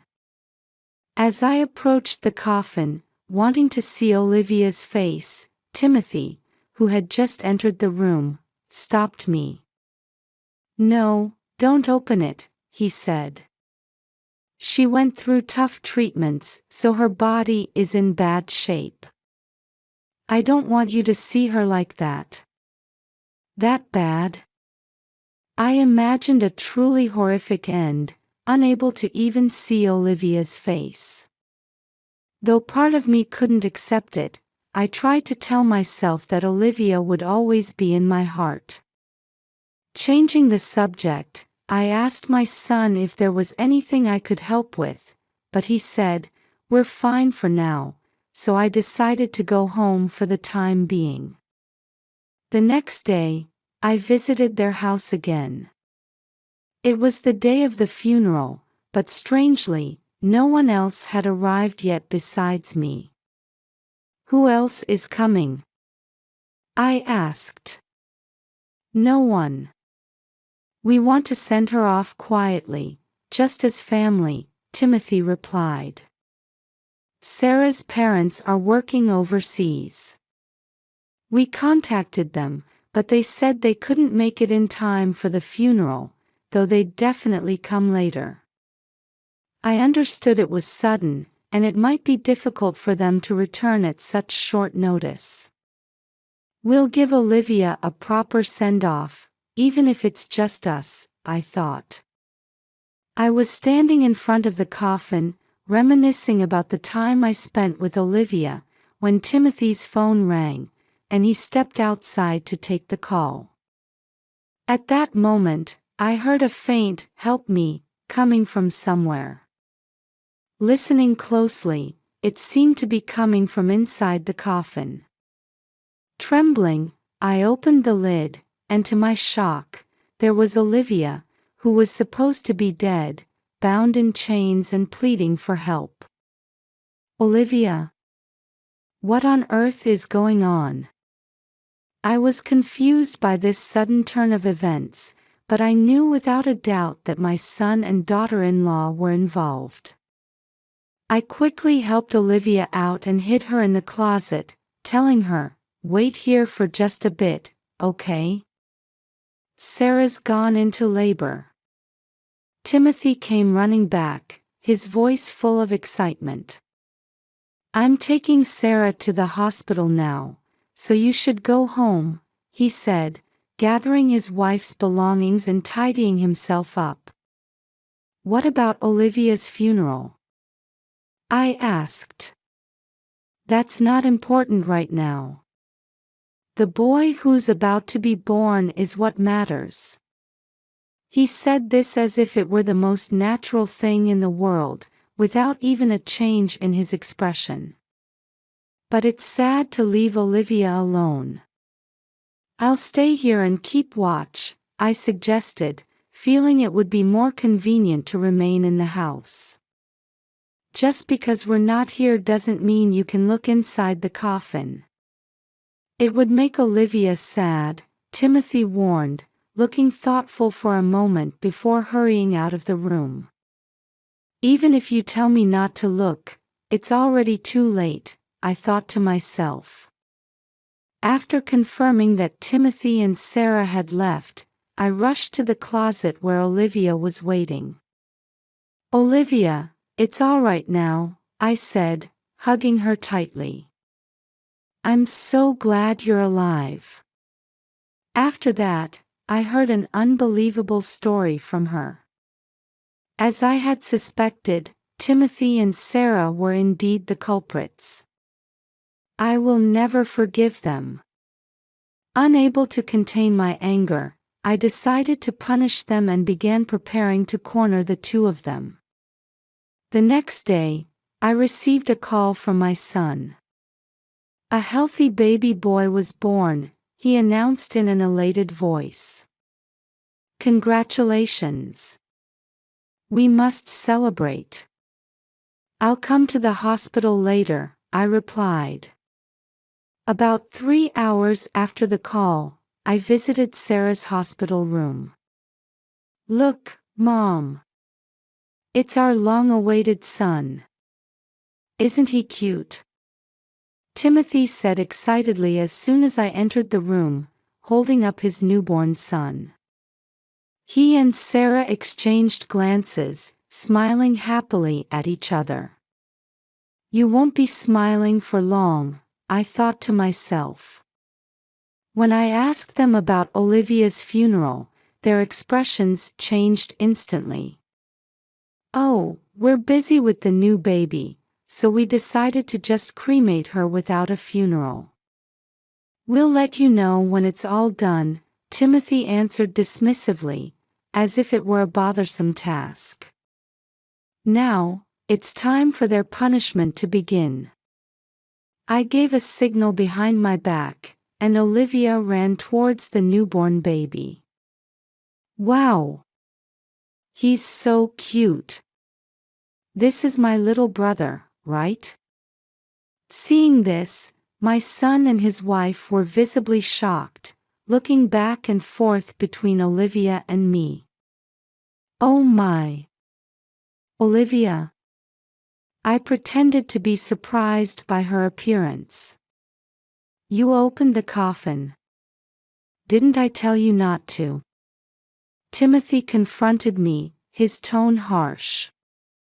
I glared back at him. "How could you chain her up and lock her in a coffin? That's despicable." "Huh? That's none of your business, is it?" I explained how I discovered Olivia. When I opened the coffin lid, Olivia's mouth was covered with cloth, but it had slipped a bit, allowing her to call for help. Just imagine how scared Olivia must have been, unable to move in that dark box. As I started to say this, my son suddenly hugged Olivia tightly. "You came back to life. That's great, isn't it, Sarah?" "Yes, it really is." They were putting on an exaggerated act, thinking they could fool me. "Olivia, can you tell me why you were in that box?" I asked my granddaughter with a gentle smile. "Well, Daddy and Mommy wrapped me up tight. Then they said a devil was coming, so I had to wait there," Olivia explained, stumbling over her words but trying her best. "She's saying this, but can you explain what it means?" I asked. Timothy had lost his earlier bravado and became less talkative. Not wanting Olivia to see me corner her parents, I beckoned her and said, "I need to have an important talk with your parents now." Can you wait in the hallway with my friend? Okay, I understand, she replied. I had asked a friend to come along and help me with this situation. After confirming that Olivia had left the room, I slowly turned to face Timothy and Sarah. Now, I need you to explain everything clearly, I said. Unable to withstand my piercing gaze, they quickly averted their eyes. You can't believe what a child says. That's right. She's only 3 years old. Her memory can't be trusted. They desperately tried to deny their actions, refusing to admit what they had done. I took out a notebook from my bag and held it out to them. But what's written here is true, isn't it? Timothy's voice cracked as he asked, "How did you?" This notebook contained details of their plan. Shall I read it aloud? The funeral is fake, meant to deceive Mom. Further down, it was written that if Olivia died, they expected to receive financial aid for funeral expenses. I had found this while searching their room after they had rushed to the hospital when Sarah went into labor. It's the worst to snoop around someone else's house. But that's just notes I took about an interesting mystery drama I saw on TV the other day, my son declared boldly, snatching the notebook from me. He looked triumphant, but of course, this wasn't the end. Then what about this? I said, pulling out another document from my bag and thrusting it at Timothy. What's this all about? He demanded. It was Olivia's medical report. When I rescued Olivia and hugged her, she winced in pain, saying, "It hurts." When I lifted her clothes to check, I saw several bruises on her body. Suspecting my son and daughter-in-law of mistreating her, I immediately took her to the hospital. The doctor told me, this child has been regularly subjected to physical abuse, and her nutritional state is poor. Is she not being fed properly? He then provided me with this medical report. So that's why Olivia devoured the food so eagerly when I brought some to your house before, I said. They kept their heads down, not answering. What's going on? Why are you doing this? I pressed further. At first, my son wouldn't even meet my eyes, but then he sat down in a chair, manspreading. We wanted a boy, but she was born a girl. That's the problem, he blurted out.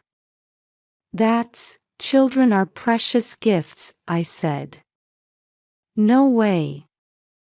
Girls are useless, aren't they?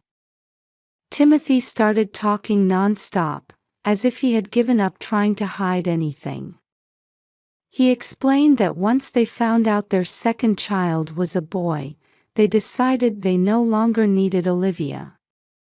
However, they thought it would be suspicious if she suddenly disappeared, so they came up with the plan to pretend she was sick and eventually claim she had died. Well, we haven't been feeding her properly lately, so we thought she'd eventually just weaken and die on her own. My son said this with a smirk, casually admitting to such a terrible thing without any hesitation. There was one thing I couldn't understand. Even though you say that, you didn't actually kill her. Isn't that because deep down, as parents, you truly love Olivia? I asked. Timothy and Sarah looked at each other, then burst out laughing. Love? There's no such thing. If she died, we'd lose the child support payments and our income would decrease, right? That's right. The only one we want to love is this son, Sarah said, lovingly stroking the baby's head she was holding. At that moment, I realized my anger had reached its peak. If that's the case, there was no need to chain her up and put her in a coffin. I shouted, suppressing the urge to slap them both. However, my anger didn't seem to affect them at all. But that wouldn't create the right atmosphere, you know. Besides, kids can do unexpected things, so we thought it would be safer to keep her restrained and locked in the coffin, my son said matter-of-factly. My body trembled with rage at his nonchalant attitude. Also, you always come to our house and dote on Olivia, so we were worried she might tell you what we've been doing to her someday, Timothy continued. So that's why you pretended Olivia was dead. You thought I wouldn't come around anymore? I asked. Bingo, Timothy said with a grin. Now that we have our boy, you can have Olivia if you want her, he added. That's right. We don't need her anymore, so do whatever you like with her, Sarah chimed in. They were treating Olivia like an object, and worse, they seemed to be enjoying it.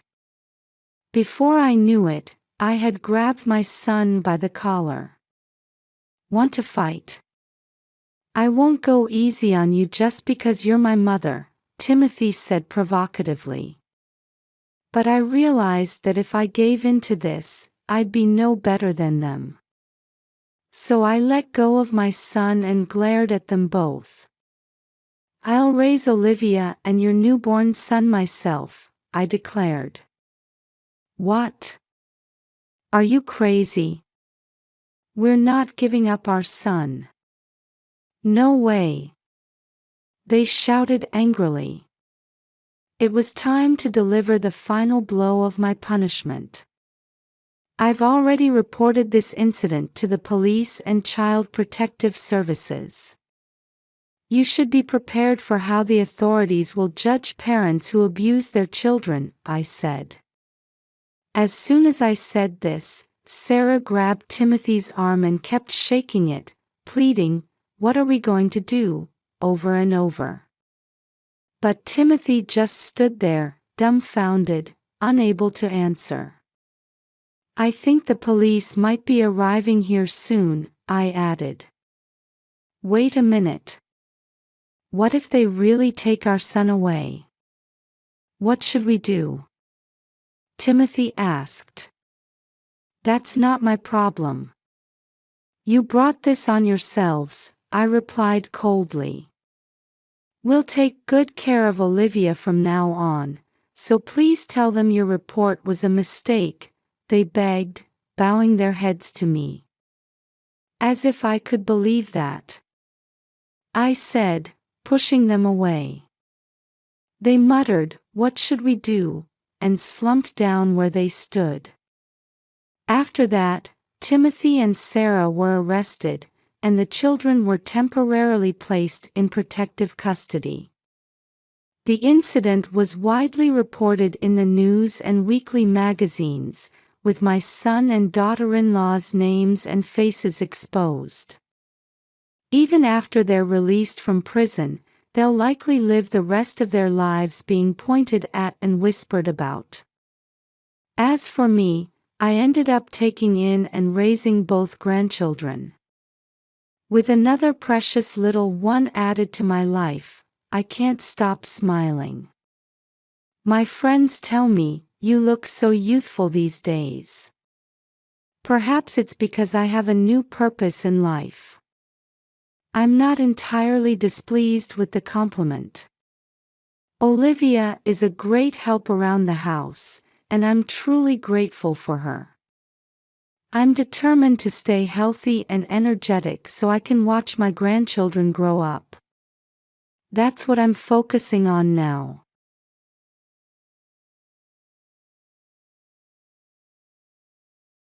My name is Sarah Thompson, and I'm 38 years old. I live in a small town on the outskirts of Boston with my husband Michael and our 10-year-old daughter Emily. During the week, I teach 4th grade at the local elementary school, and on weekends, I cherish time with my family. I still vividly remember 15 years ago when I was in college. A young man sat next to me in the library while I was studying. His name was Michael. We talked about literature and hit it off right away. After that, we went on many dates and got married after graduation. Michael got a job at a local construction company, and I fulfilled my dream of becoming a teacher. When Emily was born, it felt like our happiness had reached its peak. Lately, Michael's been coming home late more often, and I'm starting to worry. But he just says, "I'm busy with work." Emily seems lonely, not seeing her father as much. Still, we're a happy family. On weekends, we have picnics in the park or watch movies together.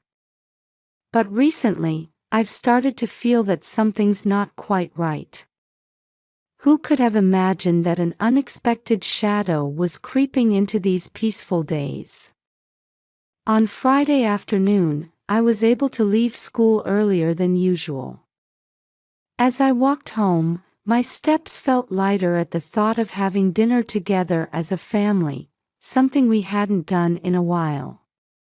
When I arrived at the front door and unlocked it, an unnatural silence enveloped me.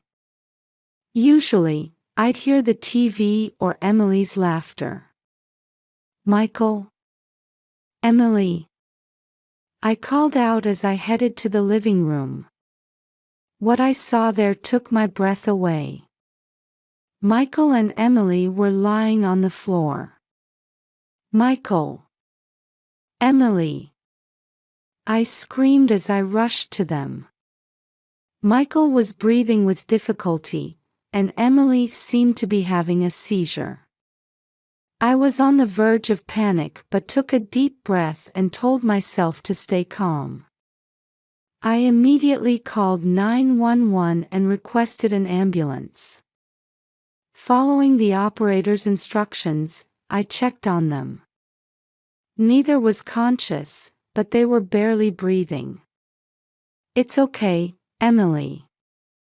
Daddy's okay too. Mommy's here." I held my daughter's hand and whispered with a shaky voice. A few minutes later, I heard sirens. The paramedics arrived and quickly loaded them onto stretchers. I was allowed to ride in the ambulance. When we arrived at the hospital, Michael and Emily were immediately taken to the treatment room. I waited in the waiting room, feeling overwhelmed by anxiety and fear. Why did this happen to them? If only I had come home earlier. Such thoughts raced through my mind. After about an hour, a doctor finally appeared. "Mrs. Thompson." "Yes, that's me." "How are they?" I stood up, desperately trying to read the doctor's expression. "They're both out of immediate danger."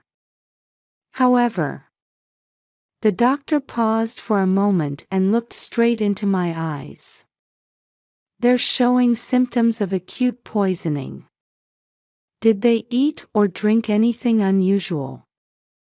"Poisoning? No, that's impossible." I was confused and at a loss for words. When I said goodbye to them this morning, everything seemed fine. "Mrs. Thompson, we've also contacted the police. Sometimes, symptoms like these." As the doctor's words trailed off, a terrible thought crossed my mind. Could someone have intentionally? No, that's impossible. I couldn't help but cry out. The doctor looked at me sympathetically and said quietly, "Please talk to the police when they arrive. We'll do our best to treat them." With that, the doctor left.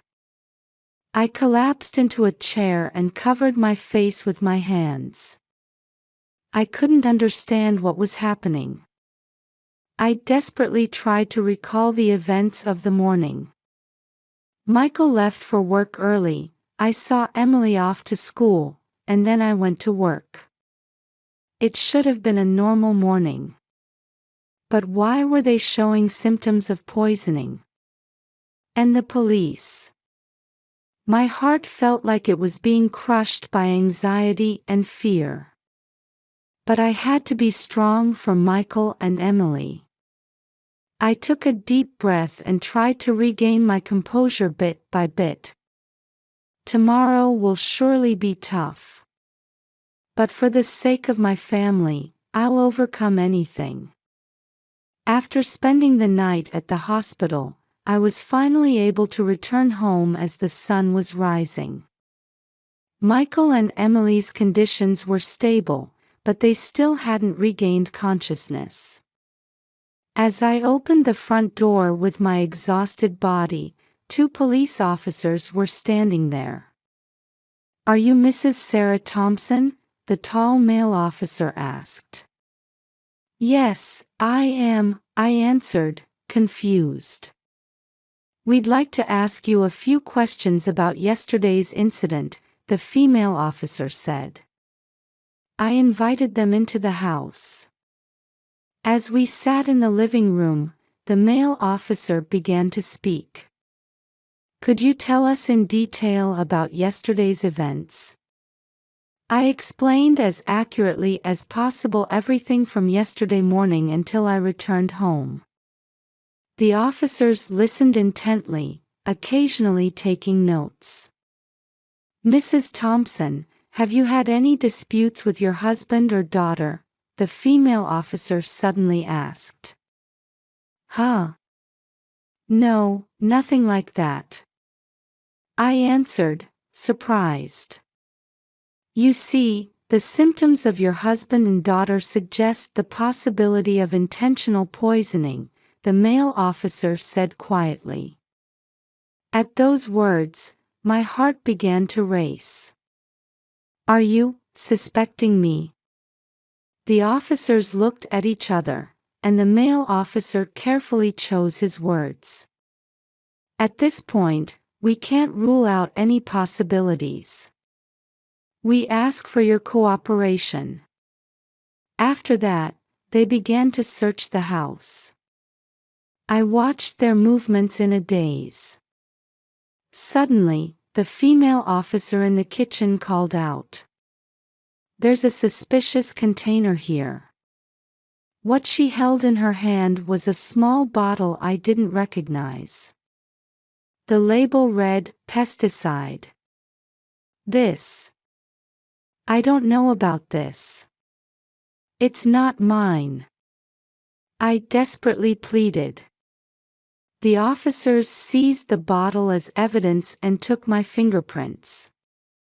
"We'll need you to wait at the station until we get the results of the comparison." Feeling dejected, I was taken to the police station. As I spent a long time in the interrogation room, various thoughts crossed my mind. Why is this happening? There's no way I would hurt my family. But that bottle. And Michael's recent behavior. The interrogator came in and sat down with a stern expression. "Mrs. Thompson, your fingerprints were found on the bottle." At those words, I felt my world crumbling. "That's impossible. I didn't touch it." "Then why were your fingerprints on it?" The interrogator's eyes pierced through me. "I don't know. I really don't know," I answered, fighting back tears. The questioning continued, but all I could do was plead my innocence. Just as fatigue and confusion were making my head fuzzy, the interrogator left the room for a moment. Alone in the room, I thought deeply. The only way out of this situation is to uncover the truth myself. But how? At that moment, a possibility crossed my mind. Could it be? Just as I had that thought, the interrogator came back into the room. "Mrs. Thompson, your bail has been granted. However, as the investigation is ongoing, please don't leave town for the time being." I left the station with mixed feelings. I must take action to uncover the truth and protect my family. As I left the police station, I was organizing my next steps in my head. To reveal the truth, I had to find evidence with my own hands. Just as I made that decision, my cell phone rang. Looking at the screen, I saw it was from my sister, Lisa. "Sarah, I heard what happened. I'm on my way there now." Lisa's voice was filled with worry.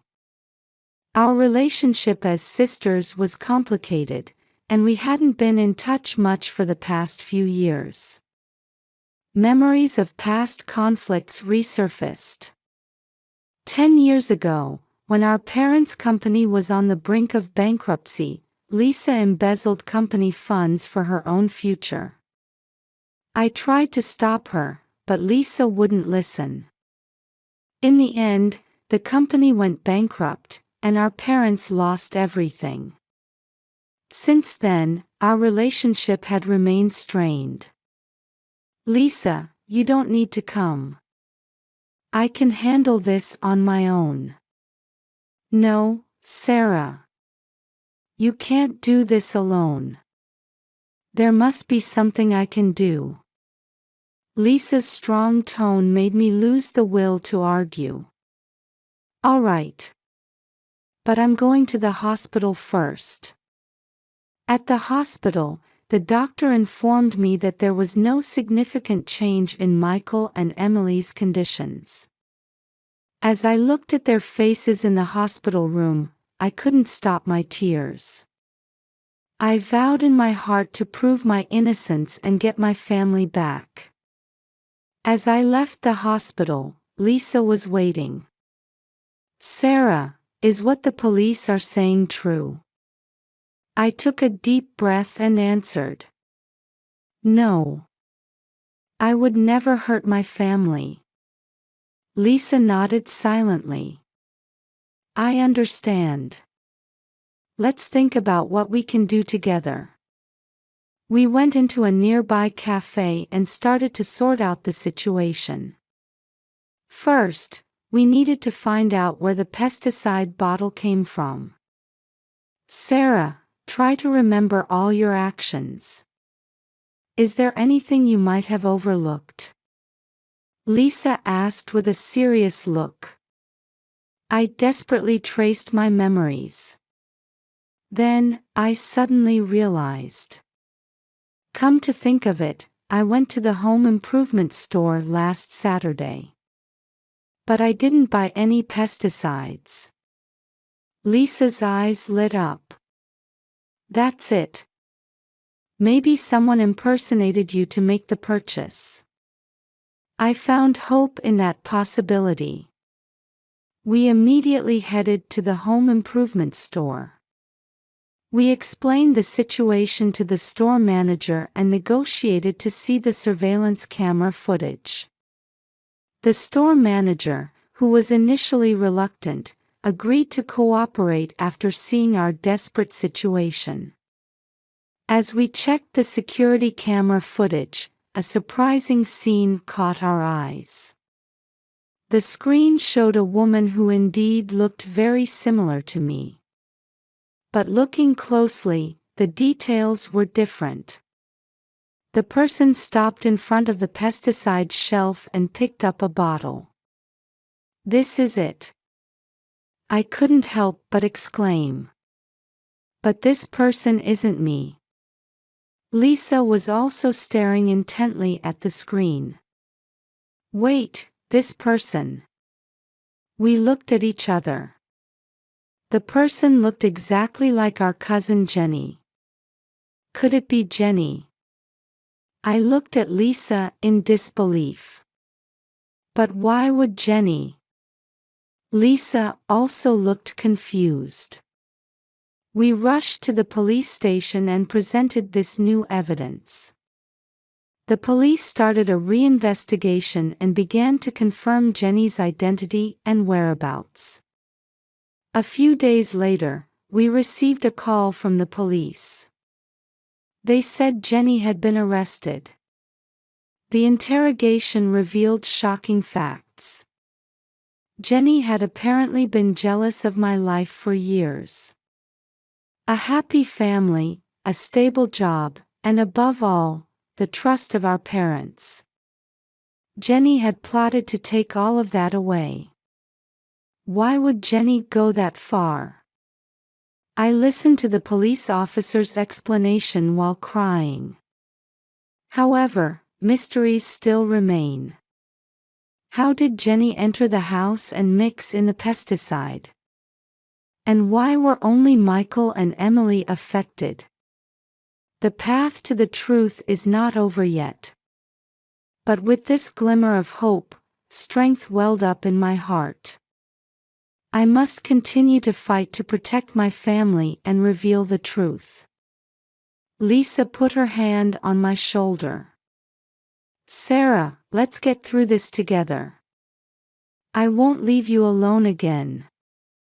My sister's words filled me with warmth.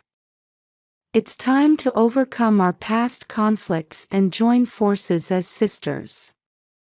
The journey to uncover the truth continues. But I'm not alone anymore. With the bond of family and a new bond with my sister, I continue to move forward. As the police investigation progressed, Lisa and I continued to pursue the truth on our own. Even after Jenny's arrest, there were still many points that didn't make sense. One day, I noticed something odd about Lisa's behavior. Her voice trembled when we talked on the phone, and she avoided eye contact. It was clear she was hiding something. Lisa, you know something, don't you? I looked at my sister with a serious gaze. After a long silence, Lisa finally spoke. Sarah. I'm so sorry. And then, a shocking truth was revealed. Jenny's plan was actually devised by Lisa. But why? I asked in disbelief. Lisa began to explain through tears. She had been jealous of my life for years. The trust from our parents, a stable job, a happy family. Lisa had plotted to take it all away. But in the very end, I lost my courage. So I asked Jenny to do it. I was at a loss for words. My heart, which had believed in the bond between sisters, was shattered into pieces. But an even more shocking fact awaited. Michael's affair and his conspiracy in this plan were revealed. Lisa continued, Michael was just an affair partner at first. But he also wanted to hurt you. In my mind, all the recent events started to connect rapidly. Michael's late returns, his cold attitude lately. Everything started to make sense. Emily. I asked with a trembling voice. We didn't intend to involve Emily. But Michael. Lisa's voice trailed off. My body shook with anger and sadness. But now is not the time to be swept away by emotions. I must act calmly, for Emily's sake and for my own. Lisa, you're going to tell the police everything, right? I said quietly but firmly. Lisa nodded. Yes, I'll tell them everything. And I'll accept my punishment. We headed to the police station. Lisa's testimony revealed the full extent of the incident. Michael and Jenny were rearrested and subjected to questioning. However, this wasn't the end of everything. I still had something I needed to do. I returned to the hospital and sat beside Emily, who had regained consciousness.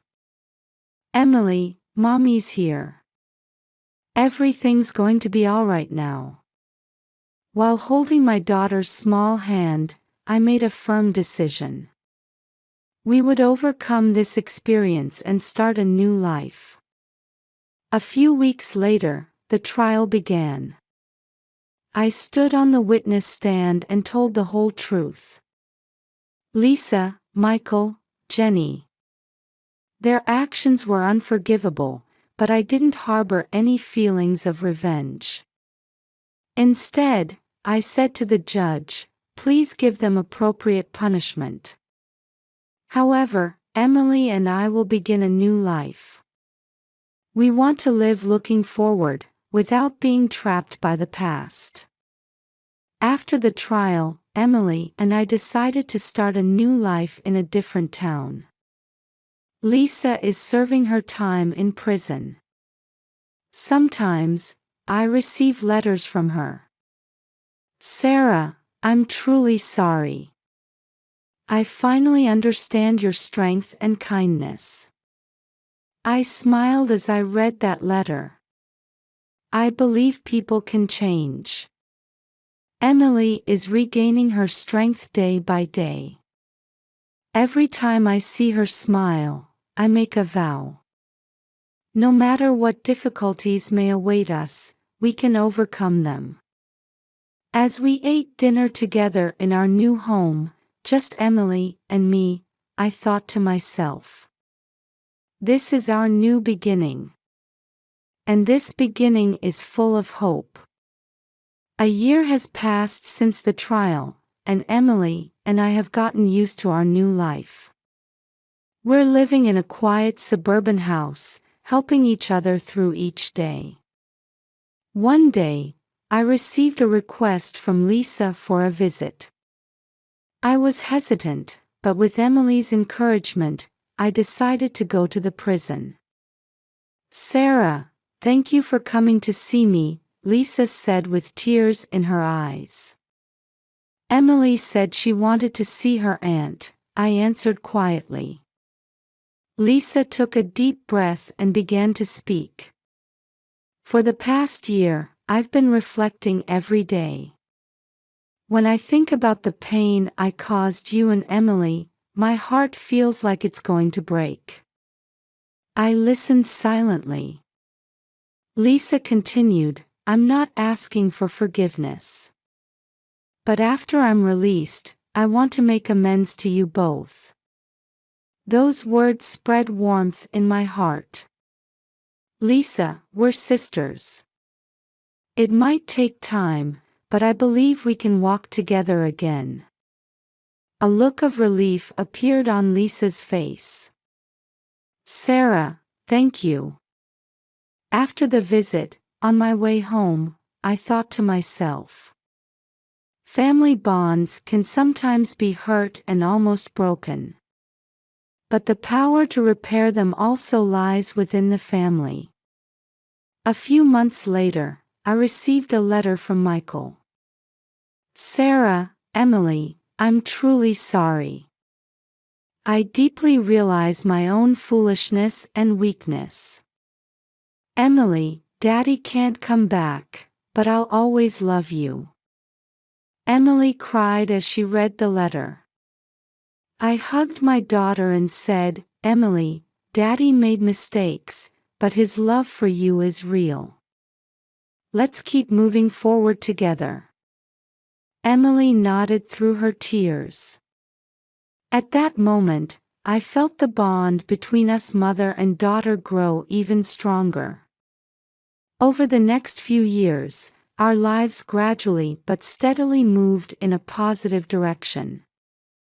Emily made new friends at school, and I started getting involved in the local community. After her release, Lisa moved close to us. At first, we were both hesitant, but gradually we began to rebuild our relationship as sisters. One weekend, the three of us went on a picnic. Under the blue sky, on the green grass, Emily was running around happily. "Sarah, I never thought a day like this would come," Lisa said softly. "Yes. But this is our new beginning," I answered with a smile. At that moment, Emily came running with a bouquet of flowers in her hand. "Mom, Aunt, these are for you." Lisa and I accepted the flowers from Emily. At that instant, I strongly felt the love flowing between the three of us. "Hey, Lisa," I said to my sister. "Let's keep walking this path together." Lisa nodded with tears in her eyes. "Yes, together. As a family." That evening, when we got home, Emily picked up her father's photo for the first time in a long while. "Mom, have you forgiven Dad?" I thought deeply. It might be difficult to forgive completely. But we shouldn't forget the good things about Dad either.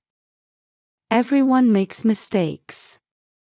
What's important is how we live afterwards.